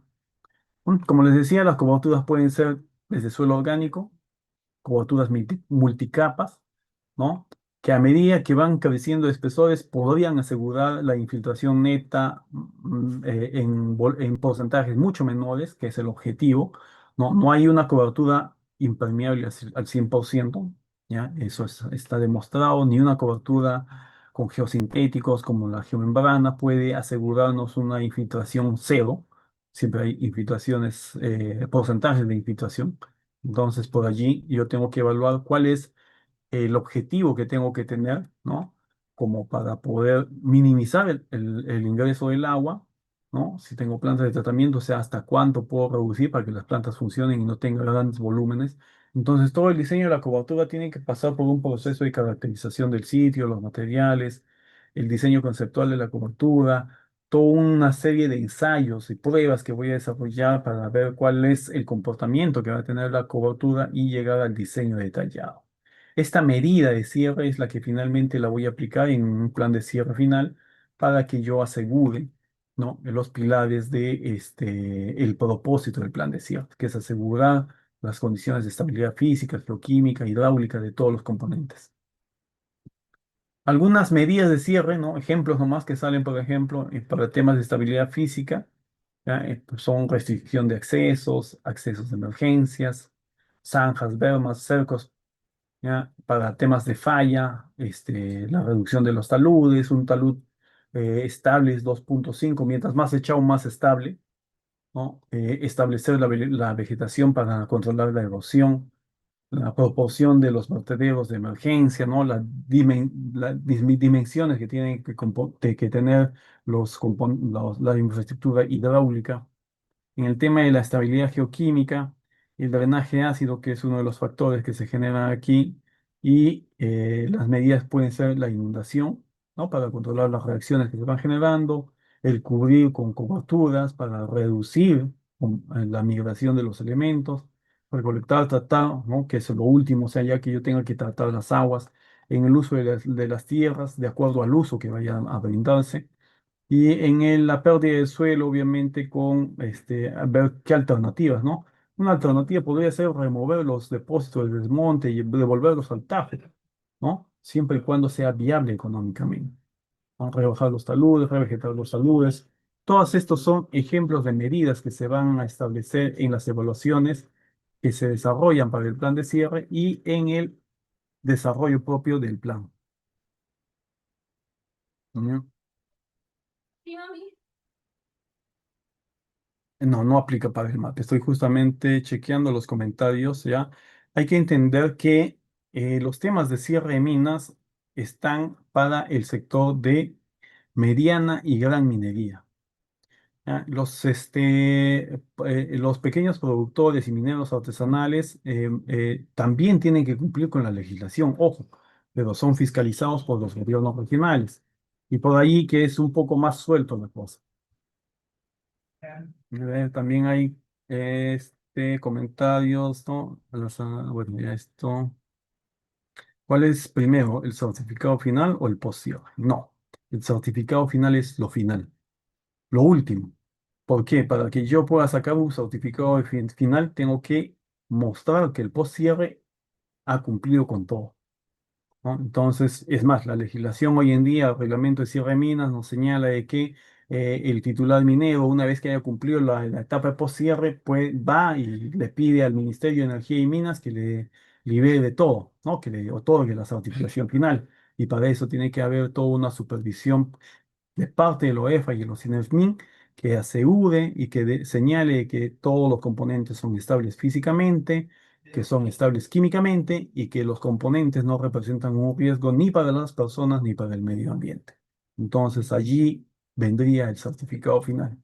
Y ejemplos de certificados finales en el Perú tenemos, pero de componentes chiquitos, ¿no? Instalaciones pequeñas, no de operaciones grandes aún. Ejemplos internacionales también muy pocos, para ser claros, muy pocos.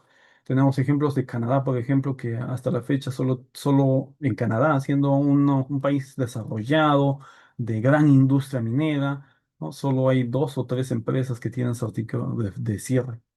El resto no, porque es un poco complejo poder llegar a esto. Un poco complejo poder asegurar de que los componentes no representen un riesgo ambiental. ¿Ya? Análisis de alternativas de costos de rehabilitación, ¿no? Entonces, el plan de cierre puede tener ideas muy amplias, ¿no? De cómo poder cerrar, pero finalmente estos también se tienen que traducir en proyectos de ingeniería y de costos. Y es allí donde vienen muchas limitantes, ¿no? Mucho depende del titular minero, qué es lo que quiere, qué es lo que busca, ¿no? Existen empresas y empresas que pueden decir, efectivamente, yo quiero cumplir con los objetivos de cierre de minas, y otros que solo quiero cumplir con la legislación, ¿no? Y ahí marca una gran diferencia en los temas de costos. Tiene que pensarse justamente en que estas alternativas de cierre puedan incorporar soluciones de cuidado activo o soluciones de cuidado pasivo, ¿no? Soluciones de cuidado activo se refiere a todas las plantas de tratamiento. Si yo tengo aguas ácidas, mi control es una planta de tratamiento. Entonces, esa planta de tratamiento tengo que dimensionarla y tengo que dimensionarla de acuerdo al volumen de agua ácida que voy a generar. Entonces ahí juega ese rol importante, ¿no? ¿Qué tipo de cobertura le voy a poner para cuánto de volumen de agua ácida voy a tener y el tamaño de la planta que tengo que tener? ¿Ya? El cuidado pasivo, que es una alternativa, ¿no? Como son los wetlands, los humedales, zanjas alcalinas, pero que desgraciadamente solo pueden tratar volúmenes muy pequeños, ¿no? Si yo tengo volúmenes de 2 litros por segundo, puedo pensar en un tratamiento pasivo, pero si tengo más de 2 litros por segundo, ya tengo que estar pensando en sistemas mixtos o sistemas activos, ¿no? Porque necesita mucha extensión, si no, mucha extensión para poder desarrollar los humedales, los wetlands, y eso es lo que tampoco a veces tiene el operador minero, ¿no? Gran extensión de terrenos. Entonces, esas son las limitantes que van a jugar en el diseño del cierre y uno tiene que plantear cuáles son las alternativas que voy a tener. La selección de la mejor alternativa. Yo les decía que justamente el proceso de planificación del plan de cierre es un programa que va desarrollándose a lo largo de la vida operativa de la mina y esto tiene que ir cambiando, ¿no? ¿Por qué? Porque puedo tener un plan de cierre inicial y voy a tener un plan de cierre final que va a tener diferencias, ¿no? Con las mejoras que pueda tener, puedo haber incursionado con mejores técnicas, mejores materiales, ¿no? Y eso puede reducirme lo que las formas de cómo voy a cerrar, ¿no? O puede darse los casos contrarios. Entonces, todo eso tiene que evaluarse para determinar cuál es la mejor alternativa. Y ahí viene mucho la evaluación de costo-beneficio, ¿no? Para la empresa. Colocar este tipo de medidas de cierre me trae beneficios. Recuerden que al final una operación minera es una operación o es una entidad con fines de lucro, ¿no? Donde tiene que tener ganancias. Entonces tiene que ser esa evaluación del proyecto minero, pasar por un sinfín de evaluaciones para que se determine si es o no una mejor alternativa. ¿No?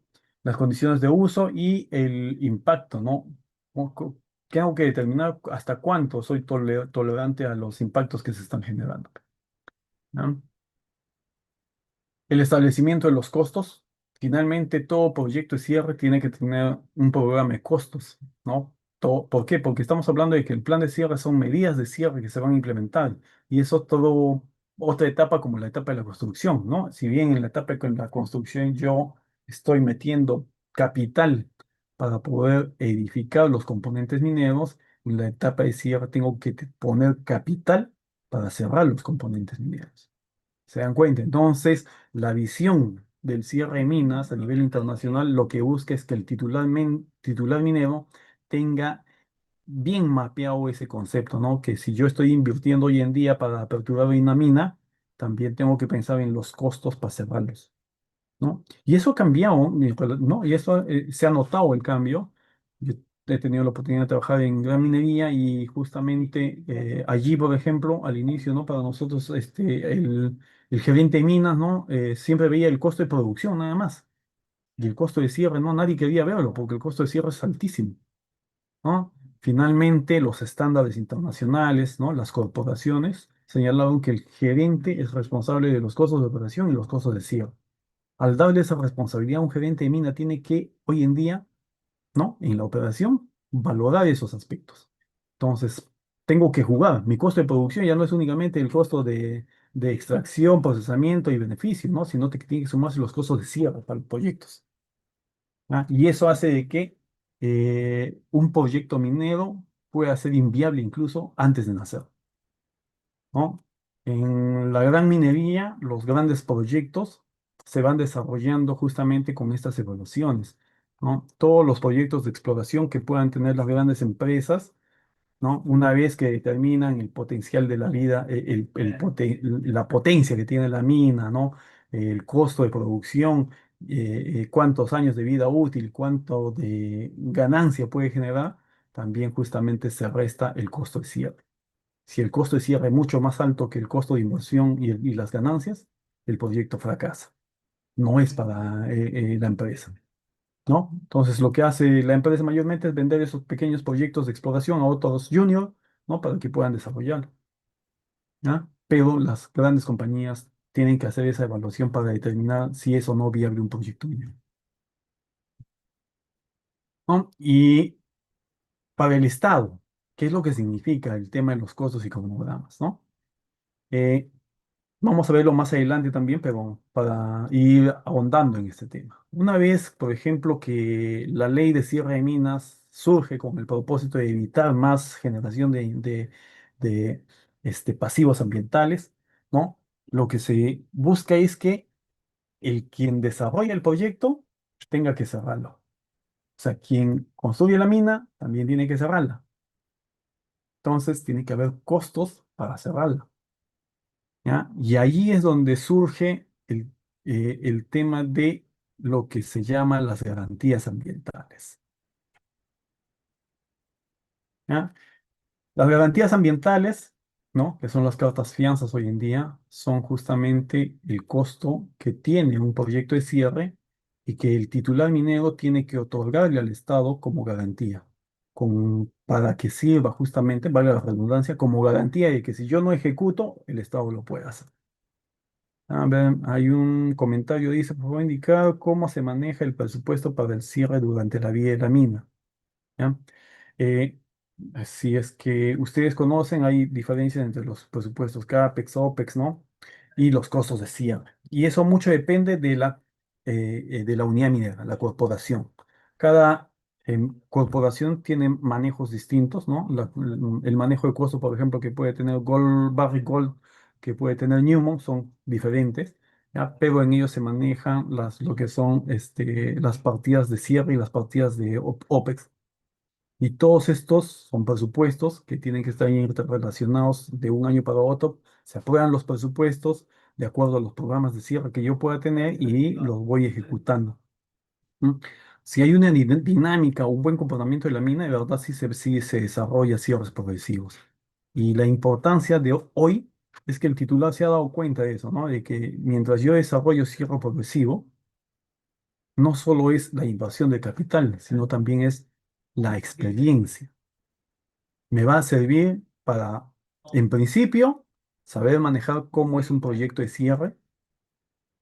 Segundo, para determinar si mis costos de cierre son o no los más exactos posibles para mis costos futuros. Y tercero, que me va a señalar de que la medida de cierre que yo estoy implementando en la etapa progresiva me dé buenos resultados, ¿no? En otros casos de la minería, por ejemplo, unidades donde todo lo han puesto para el cierre final, ¿ya? O sea, y ahí viene el pensamiento, o sea, ¿no? La filosofía que tiene el titular minero. Todo lo pasa para el final, a última hora. Imagínense el costo del altísimo que va a tener ese cierre de minas, ¿ya? Lo segundo, ¿qué pasa si la medida de cierre no me funciona? Entonces eso me representa un gran riesgo.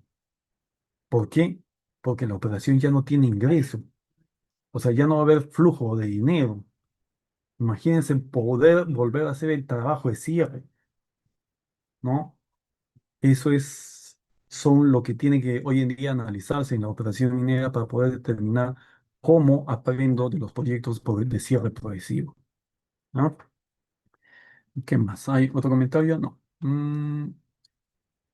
¿Qué más? A ver.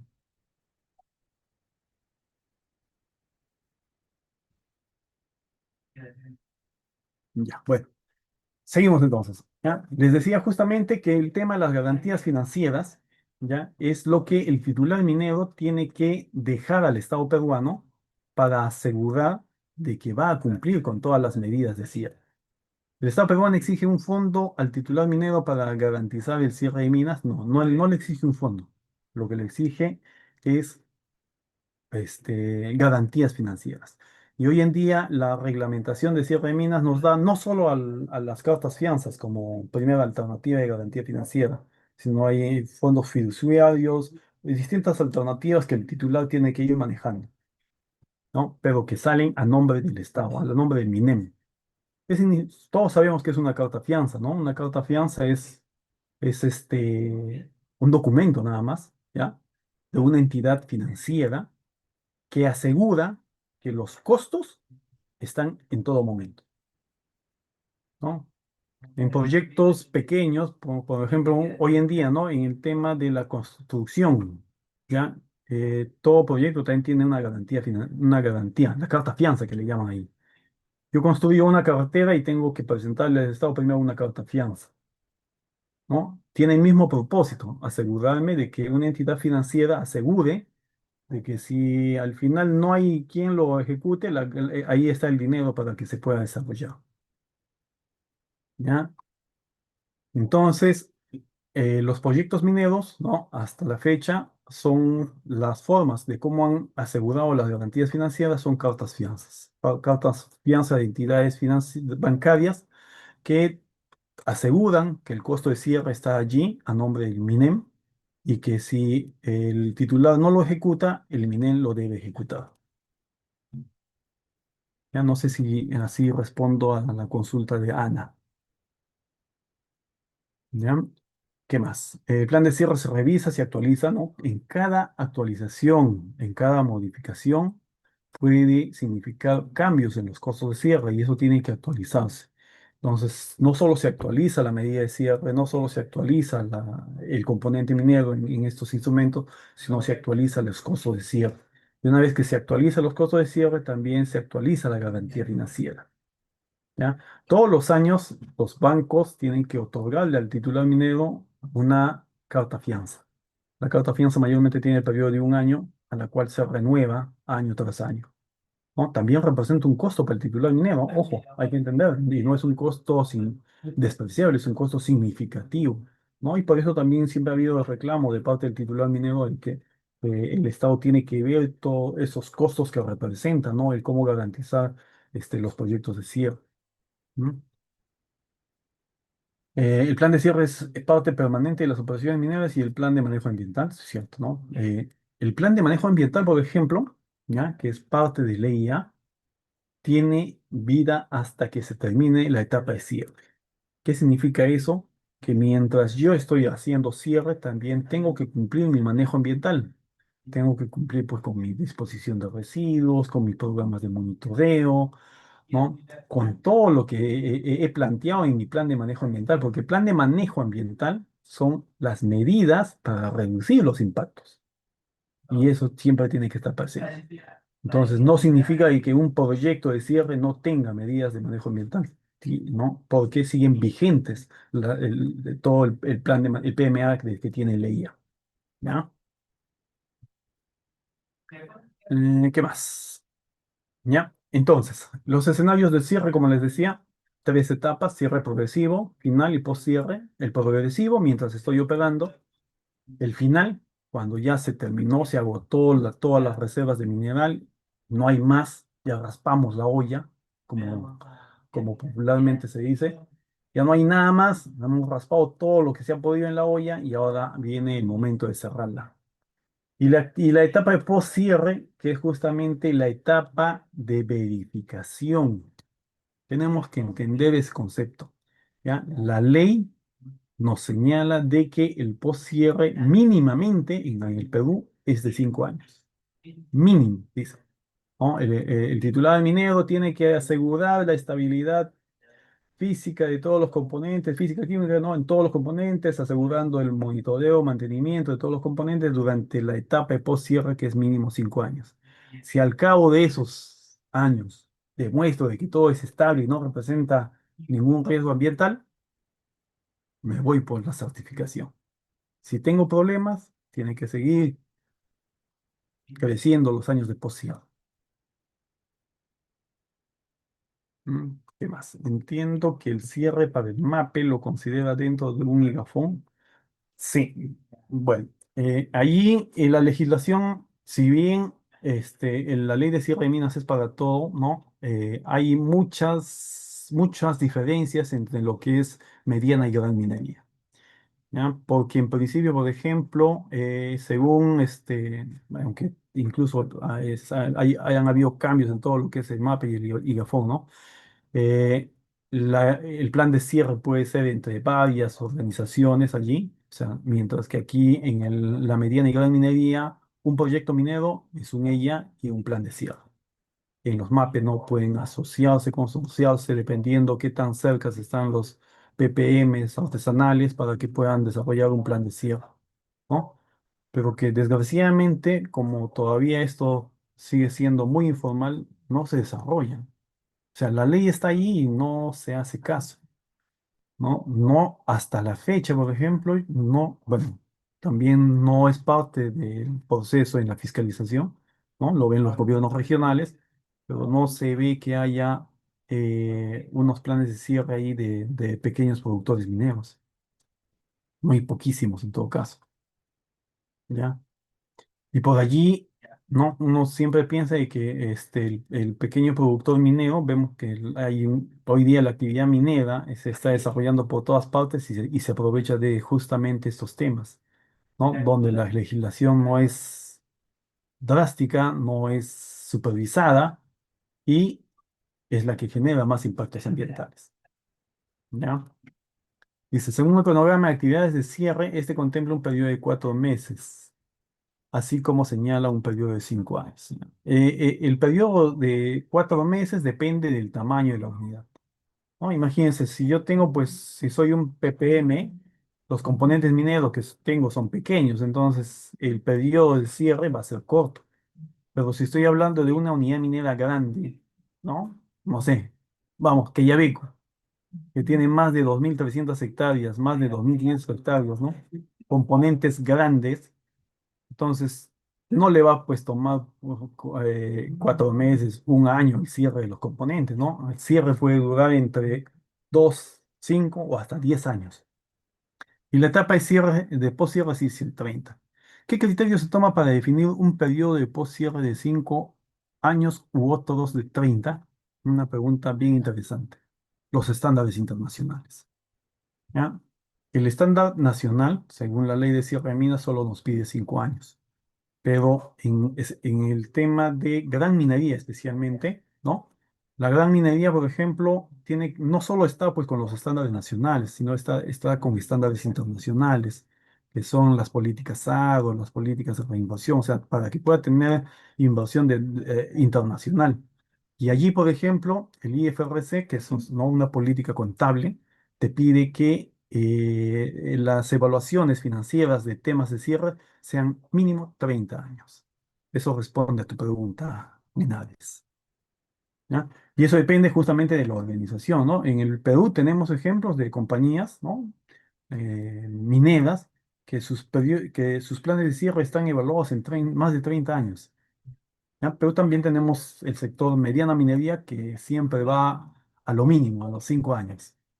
¿Cómo es el cierre de un tajo abierto profundo? El, el cierre de un tajo es muy complejo, ¿ya? Y para ello tiene que haber mucha información geotécnica, dinámica, ¿ya? Porque hidrológica e hidrogeológica. Porque, por ejemplo, es muy distinto tener un tajo en una zona de pampa, ¿no? Donde la topografía es llana, y el tajo se va a desarrollar, pues, como una olla, que tener un tajo en una ladera, como es el caso de muchas unidades mineras. Entonces, dependiendo de esas condiciones físicas, yo tengo que ver cuál es la alternativa. Quizá en una condición de un tajo tipo olla en una zona planicie, una de las alternativas que pueda manejarse es la inundación, ¿ya? En el Perú no hay muchos ejemplos de estos, ¿ya? Porque la topografía es aquí muy, muy complicada. Internacionalmente sí hay, pero tiene que haber toda una evaluación bien, bien, bien compleja para determinar de que finalmente el agua que voy a depositar allí no afecte el agua subterránea, que allí eso es el papel más importante que se cumple, ¿no? Tengo que caracterizar los materiales, el agua, de dónde lo voy a sacar, cómo va a ser, ¿no? Efectivamente, la cobertura hidráulica puede ser una alternativa de cierre porque reduce el ingreso de oxígeno. Entonces yo minimizo la generación de reacciones químicas. Sin embargo, tiene que tener una evaluación, ¿no? Hay casos en nuestro país que por algún consultor ha propuesto eso y al final, como resultado, tenemos lagunas rojas, ¿no? Y que hoy en día, con los procesos de fiscalización, se están buscando cambiar eso, ¿no? Porque no es una alternativa de solución eficaz. Quizá en su momento pudo ser pensado como una alternativa de cierre, pero lo que se está mostrando es que no es, ¿no? Y el OEF ha dictado medidas para cambiar eso. Ah, ¿cómo es el cierre de un tajo? Eso en principio, ¿no? Entonces, la evaluación, el tajo, recuerden, mientras más profundo es un tajo, más cercano estamos a los acuíferos, más impacto en las aguas subterráneas, y eso tiene que ser evaluado.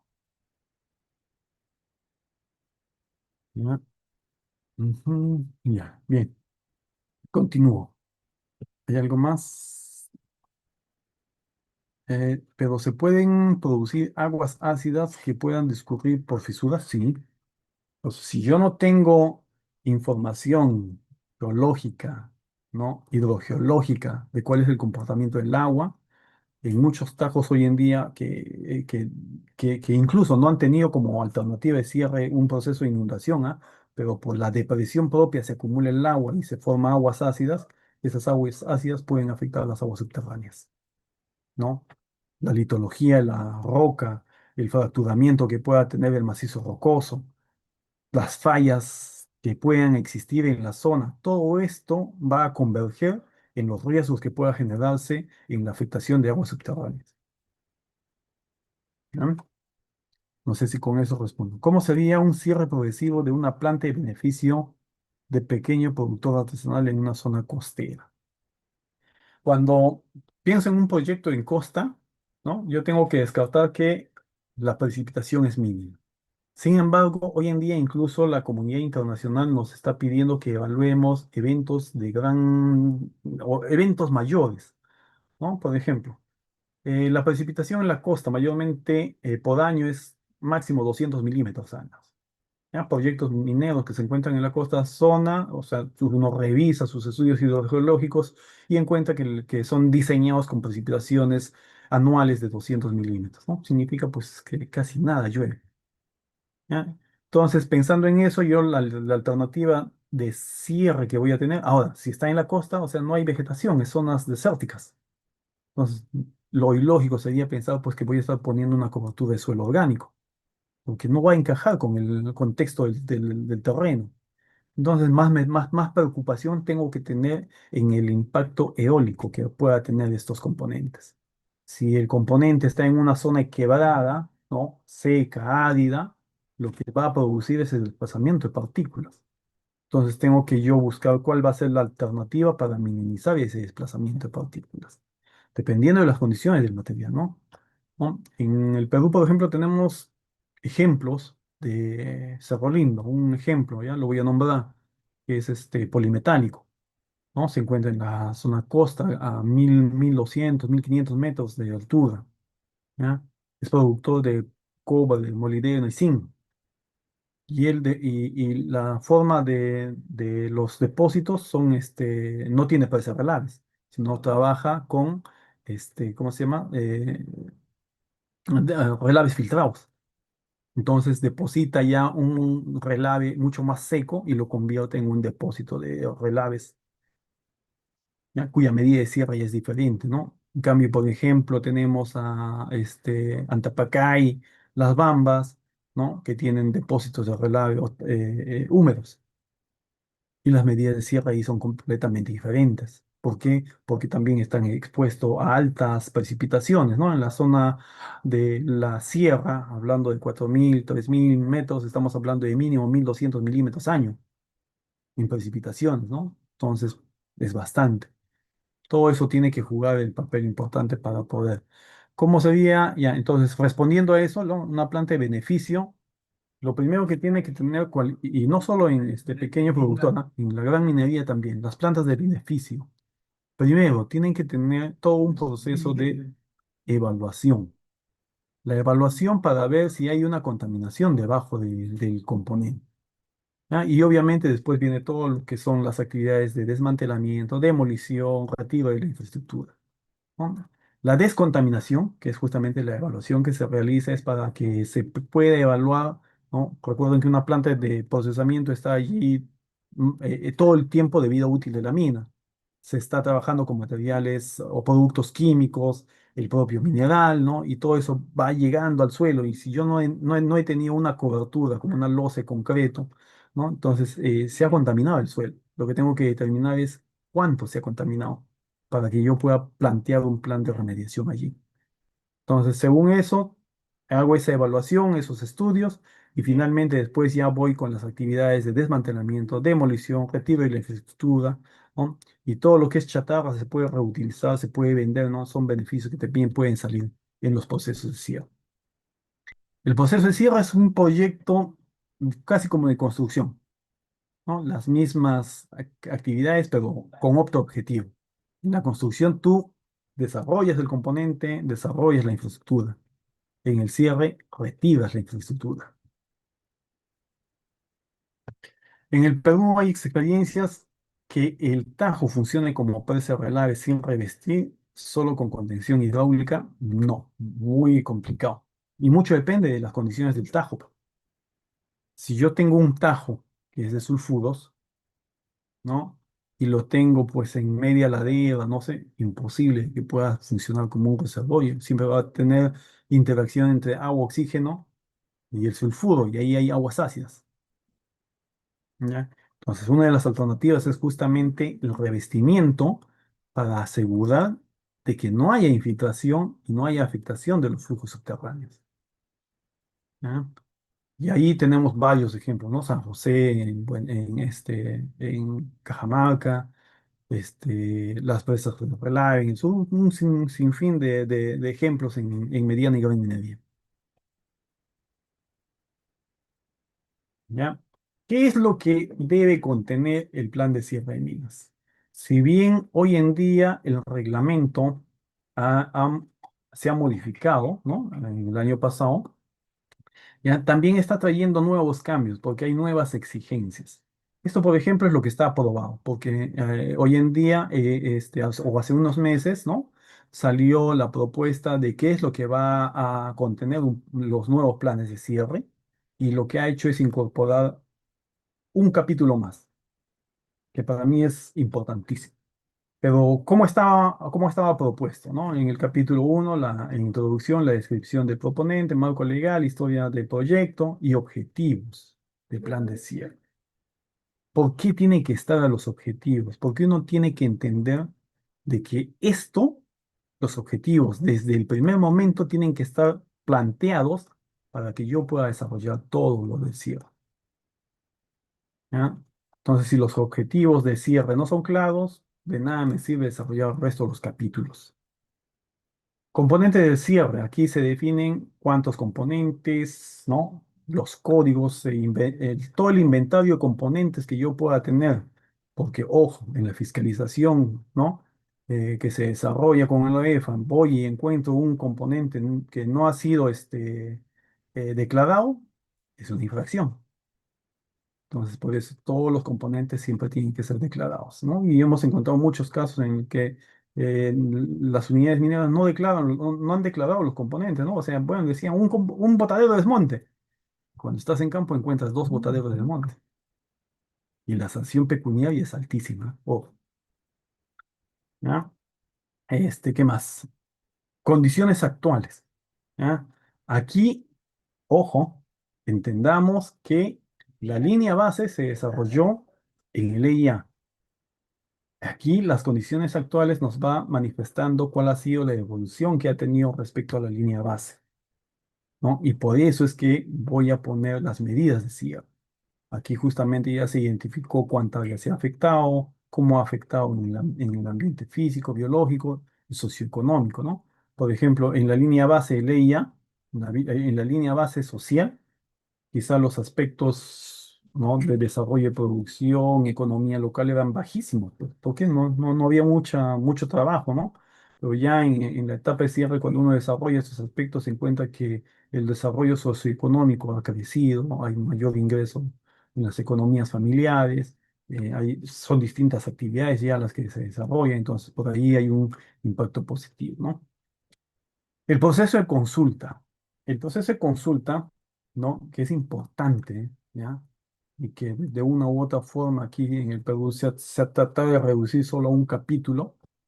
Esto juega un rol importante porque aquí debería de existir el consenso entre lo que se plantea como medida de cierre y que sea de beneficio para el entorno, para los stakeholders. ¿Ya? Pero el proceso de consulta tiene su propio desarrollo, ¿no? Dices la comunicación a los stakeholders, a las áreas interesadas, a los municipios, pues recibe inquietudes, ¿no? Y puede abordarlas. Bastante somero. El proceso de consulta para el ley es mucho más profundo, ¿no? Porque tiene que haber un tema de participación ciudadana. Allí se marcan grandes diferencias, por ejemplo. El capítulo 5, actividades del cierre. ¿Ya? Y aquí es donde el capítulo 5 describe todo lo que se tiene que hacer. Desmantelamiento, demolición, este, construcción de canales, cómo lo voy a construir, qué material voy a utilizar, las secciones, cómo van a ser las coberturas, todo, todas las medidas de cierre, ¿no? Separadas o repartidas por los objetivos de estabilidad física, de estabilidad geoquímica, estabilidad hidrológica, revegetación, uso futuro del suelo, en fin, todo eso. ¿Ya? Y los programas sociales, ¿no? ¿Por qué? Porque el plan de cierre también tiene que brindar alternativas, no solo para el entorno social de afuera, sino para los propios trabajadores. ¿Qué pasa cuando una mina se termina, ¿no? O sea, las fuentes de trabajo que estaban allí, ¿a dónde van a ir? Entonces, la unidad tiene que plantear qué es lo que va a hacer. Existe un programa de programas de capacitación para que pueda poner a su personal en otros lados, ¿no? Inserción laboral, distintos planteamientos que se puedan considerar en estos. ¿Cómo quedan perdón, los campamentos de material noble? ¿Se destruyen? Sí, ¿no? Salvo que la comunidad lo solicite, ¿ya? Y allí también es un proceso. La ley de cierre de minas señala de que los componentes mineros pueden tener un segundo uso y eso puede surgir a raíz de la solicitud de los stakeholders. Tenemos muchos ejemplos en muchas unidades mineras en los que el titular ha dejado campamentos. ¿Por qué? Porque ha sido pedido de la comunidad.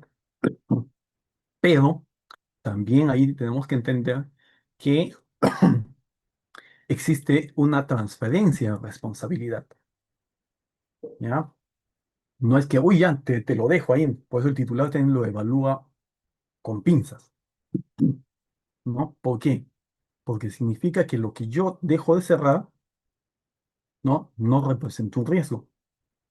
¿Qué pasa si no sé, voy a pensar locamente, a una comunidad se le ocurre y le dice, ¿sabes qué? Déjame el botadero abierto. ¿Qué creen? ¿La unidad le dejaría o no? Si lo pensamos fríamente, el titular podría decir, sí, lo dejo. Imagínate cuánto me voy a ahorrar en no cerrarlo. Pero tengo que evaluar el riesgo. ¿La comunidad lo va a cerrar? ¿Va a asumir esa responsabilidad? No. Y la ley señala de que el que genera el impacto es el que tiene que rehabilitarlo. Entonces, así después yo le haya pasado esa transferencia y no se cumple, a quien me van a buscar es a mí, que fui el que generó el componente. ¿Ya? Entonces, por eso es bien complicado, ¿no? Pero, ¿qué pasa con las instalaciones auxiliares? Un campamento, una oficina, ¿no? Entonces, en los que yo evalúo, bueno, al titular le va a servir, ¿no? Porque es más, estoy obligado, así sea de material noble, o sea, de madera, a sacarlo, sí o sí. No puedo dejar ni los cimientos, ¿ya? Porque yo tengo que dejar, sacar toda la infraestructura. Entonces, si la comunidad me lo pide, ¿no? Primero tiene que haber un petitorio de parte de la comunidad, una evaluación del titular minero y conjuntamente la solicitud ante el Ministerio de Energía y Minas. Solo así el titular puede transferir esa responsabilidad de no cerrar y que el nuevo poseedor de la infraestructura sea responsable de todo. ¿Ya? ¿Ve? ¿Se ve muy complicado? Sí, es muy complicado. Ujú. Y el mantenimiento y post-cierre. Como les decía, el tema de mantenimiento y post-cierre mínimo es 5 años, ¿ya? Pero es la etapa de verificación. Verificación, ¿por qué? Porque yo coloqué una cobertura. Entonces, en esos 5 años voy a ver si funciona o no la cobertura. Porque el cierre final es implementar la medida. Y luego, ¿qué pasa después, pe? Tengo que mantenerlo, tengo que tener mantenimiento, tengo que hacer monitoreo para ver si esto funciona, ¿no? Y allí es donde estamos a veces entrampados con muchos titulares mineros, porque desgraciadamente las medidas de cierre no son las adecuadas. Los cimientos, dice, los cimientos también se eliminan. Tengo entendido que estructuras de concreto debajo de 1 metro se pueden mantener enterradas, dependiendo del tipo de infraestructura. Una infraestructura de procesamiento, por ejemplo, no. Una oficina, sí, ¿no? ¿Por qué? Porque va a quedar enterrado como una roca más. ¿Ya? Pero una planta de procesamientos no tiene que bajar hasta todos los cimientos. Puede haber habido contaminación difusa por allí.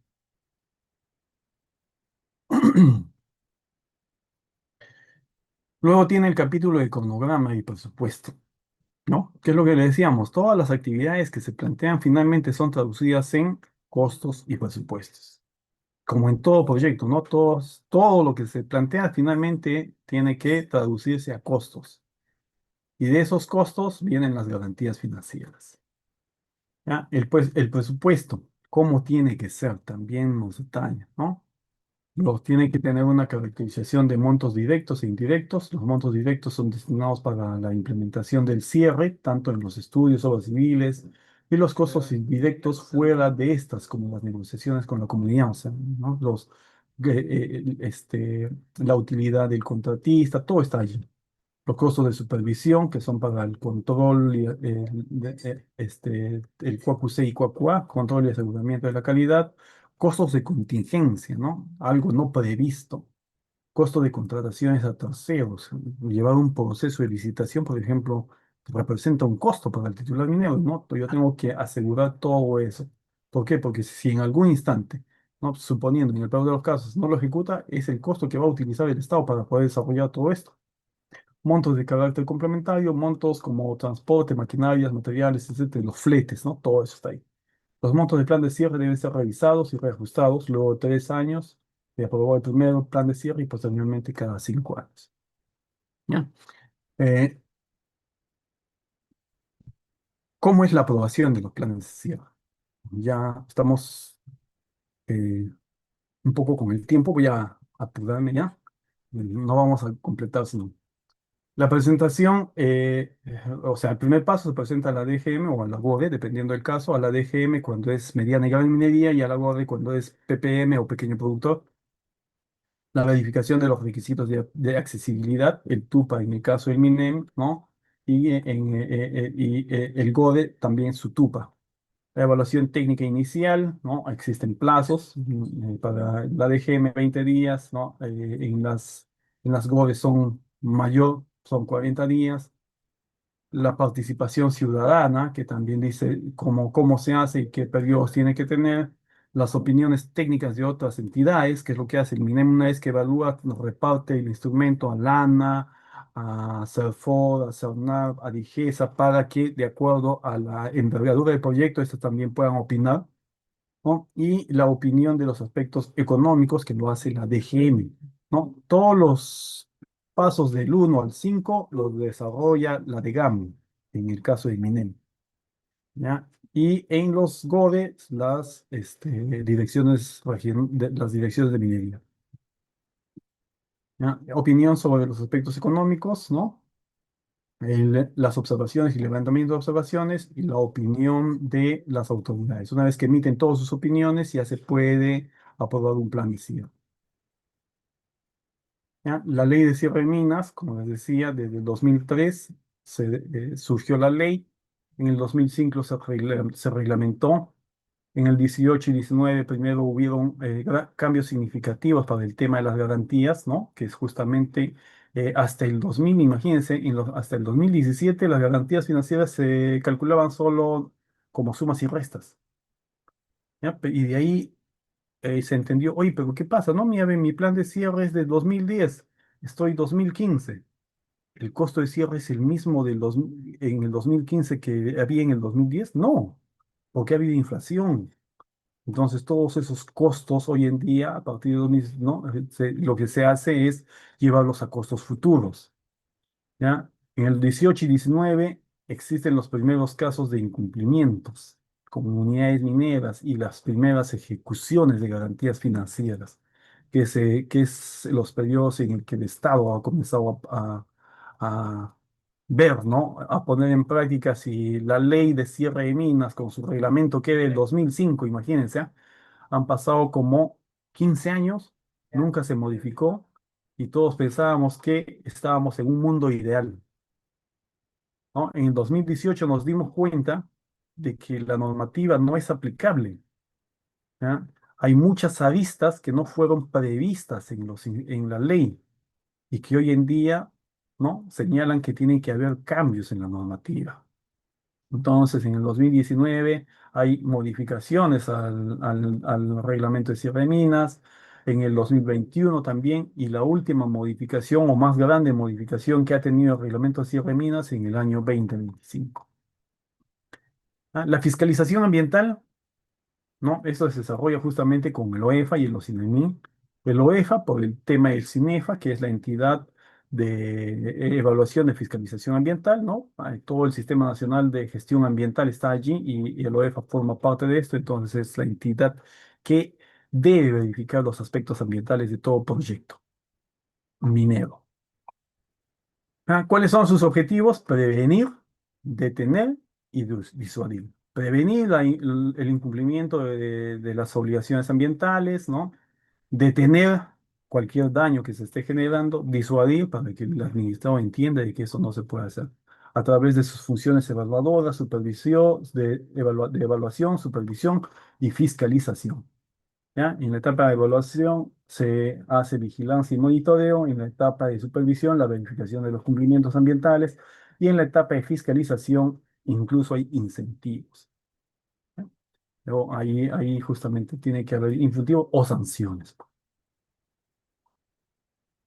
Reglamento de cierre, todo esto para poder aplicarlo ya en campo está sujeto al reglamento de supervisión que tiene la OEFA, ¿no? El reglamento de supervisión establece que todas las obligaciones fiscalizables provienen de los instrumentos de gestión ambiental, así como de las medidas administrativas, las normativas ambientales u otras fuentes. Y todo eso se convierte en una obligación de cumplimiento. Esto es un esquema de macroproceso de supervisión, ¿no? Desde la generación de un expediente, que es la etapa preparatoria en la que se define qué componentes, ¿no? De acuerdo a la priorización de componentes, evaluaciones ambientales, denuncias ambientales, todo eso se evalúa para que se pueda determinar el plan de supervisión. La acción puede ser presencial o de gabinete. ¿Ya? Y el resultado de esto es un acta de supervisión. Este acta recoge toda la información para que después en la etapa de resultados pueda ser evaluado y como resultado final un informe de supervisión que puede determinar el cumplimiento o el incumplimiento. Y con ello la recomendación de un inicio del proceso administrativo sancionador. Durante la ejecución, ¿no? De la supervisión, el OEFA también tiene atribuciones, puede disponer de medidas preventivas, ¿no? El OEFA desarrolla las actividades de supervisión in situ, sin aviso. O sea, mañana puede llegarte el OEFA y te toca la puerta y te dice, voy a revisar. Y el titular está obligado a abrirle la puerta. No hay que no puedo, que no están. No, no existe ese papel. Si cometes eso, vas a ser sancionado. ¿Ya? ¿Por qué? Porque se llama impedimento a las acciones de supervisión. Entonces, el titular tiene que abrirle, ¿no? Las puertas. eh, el OEFA le va a decir cuál es el propósito de la acción de supervisión que voy a verificar, ¿no? para que tampoco el titular no esté sorprendido de nada y sabe exactamente cómo se va a desarrollar el proceso de supervisión. ¿Ya? ¿Qué más, no? Se pueden dictar medidas de carácter particular cuando necesito elementos contundentes que puedan ser estudios complementarios para determinar la responsabilidad o no responsabilidad frente a cualquier hecho detectado, medidas preventivas cuando yo detecto que existen impactos al medio ambiente que representan un peligro inminente y alto riesgo, ¿no? Esa configuración me posibilita el dictado de medidas preventivas, requerimientos de instrumento de gestión ambiental. El OEFA puede decirte, ¿sabes qué? Actualiza tu instrumento de gestión ambiental y lo tienes que hacer. O mandatos de otros tipos, ¿no? Que responden justamente a la ley del CINEFA. Pasivos ambientales, ¿ya?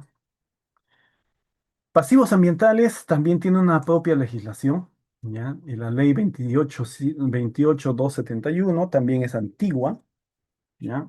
Pero el contexto es diferente. Las actividades son casi las mismas de cierre minero. Recordemos que un pasivo ambiental es un residuo minero que ha quedado allí y que no está con responsabilidad de un titular minero. Entonces, al no tener un responsable, pasa a manos del Estado para que éste lo ponga en este registro de pasivos ambientales, ¿no? Y pueda ser programado a través del presupuesto público para las medidas de rehabilitación o cierre. Entonces, cumple muchos aspectos, ¿no? Una vez que el Estado define, nieve, voy a rehabilitar estas zonas en tales lugares, significa que hay presupuesto para cerrar estos pasivos ambientales, ¿no? Lo ejecuta a través de AMSAC, que es la empresa pública, ¿no? En el que se tiene que desarrollar un plan, tiene que existir un plan de pasivo ambiental, ¿ya? Que es aprobado por el mismo MINEM, ¿no? En el cual se destina el presupuesto para la ejecución de este proyecto, ¿no? Entonces, pasivos ambientales pueden ser labores mineras, residuos mineros, infraestructura, residuos químicos, ¿no? Que representan un riesgo para la población, el ecosistema y para cualquier propiedad. En principio es eso. La legislación no ha cambiado mucho en realidad, ¿no? Desde el 95 no ha tenido muchos cambios significativos. Recordemos que esto siempre está regido por el presupuesto nacional, entonces todos los pasivos ambientales tienen que esperar a que sean aprobados, ¿no? Su proceso de cierre para que se puedan ejecutar. ¿Ya? Y la supervisión sí es también incluso con el OEFA para lo que es pasivos ambientales, ¿no? En el cual se pueden hasta dictar medidas preventivas. ¿Por qué? Porque la medida de cierre no representa o no garantiza la seguridad de, el ambiente y la población. Entonces, existen medidas preventivas que se han dictado ANSA, ¿no? Al detectarse incumplimientos en los temas de los planes de pasivos ambientales o cuando se han detectado inminente peligro o alto riesgo, ¿no? Que es lo que hace AMSA, que le ponen la medida preventiva y obviamente tiene que llevarlo al MINEM, ¿no? Y decir, mira, ve, pucha, que, ¿sabes qué? El OEFA dice que esto no cumple. Así que cambiar esto significa tanto. Y es presupuesto. El presupuesto sale del Estado, entonces tiene que evaluarse y todo eso. Eso es lo que lo hace un proceso un poco lento, ¿no? Que está superdictado al presupuesto nacional y a la política nacional. ¿Ya? La ley, como les decía, también tiene su reglamentación, ¿ya? Difiere más que todo en el concepto de que el presupuesto aquí es del Estado. ¿Ya? ¿Cómo se gestiona un PAM? Lo primero, tiene que ser identificado como pasivo ambiental y esto lo hace la DEGAM, el Ministerio de Energía y Minas, ¿no? Periódicamente va y hace la identificación de pasivos ambientales, que tiene que tener todo un proceso de identificación, actualización de inventario, determinación de los responsables, ¿no? Cuando ya pasa todo ese proceso, recién se aprueba el PAM, para que haya una fiscalización, sanción y el financiamiento por el Estado. ¿Ya? Esa es la mayor diferencia. Entonces, la primera fase, la actualización del inventario, la identificación, caracterización, priorización. La segunda fase, la determinación de los responsables generadores, porque si ya existe un responsable, el Estado va y le busca a él. ¿Ya? Si no hay, ahí sí se convierte en pasivo. Y la tercera fase, la elaboración de los estudios de ingeniería para la remediación, ¿no? Que es el PAM. Y finalmente, la cuarta fase, la ejecución, las obras de remediación. ¿Ya? Si no, vamos a seguir teniendo ejemplos como estos. Bien. Dudas, consultas, algo que se tenga que reforzar, se tenga que aclarar. ¿Ya? Ha sido una rápida exposición de lo que representa el cierre de mina, ¿no? Es un mundo en realidad el tema del cierre, no solo en el proceso de diseño, sino en el propio diseño de supervisión y que estamos inmiscuidos todos los profesionales, ¿no? El tema de cierre de minas te permite diversificar en todos los conocimientos, ¿no? No solo yo soy ingeniero civil de profesión, pero conozco todo lo que es la gestión minera, conozco toda la gestión ambiental, ¿no? Entonces, imagínense que a todo lo que he podido abrirme con los temas de cierre de minas, ¿no? Hoy en día está mucho más difundido, ¿no? Ya existen muchos profesionales que están tocando los temas de cierre de minas, ¿no? Pero hay que tener siempre una buena referencia, ¿no? n- no se trata de que tengamos que leer qué dice el reglamento, sino cómo se aplica, ¿ya? Y cuáles son las consecuencias que se tienen en los proyectos mineros. Hablar de cierre de minas es muy amplio, la verdad, ¿no? Sí, hay muchos diplomados que son de temas de cierre de minas, ¿no? De distintas entidades en las que también he participado. Yo mismo en mis épocas he recibido muchas capacitaciones de cierre de minas y porque lo que se busca es que justamente todos podamos contribuir con eso, ¿no? Una operación minera tiene un impacto sobre la sociedad, sobre el país, sobre muchas personas, ¿no? Sobre las actividades propias que desarrollamos y lo que significa es que también queremos que los procesos de cierre sean exitosos. ¿Ya? Bien, muchas gracias, gracias por la atención, gracias a Certimín y estaremos en contacto.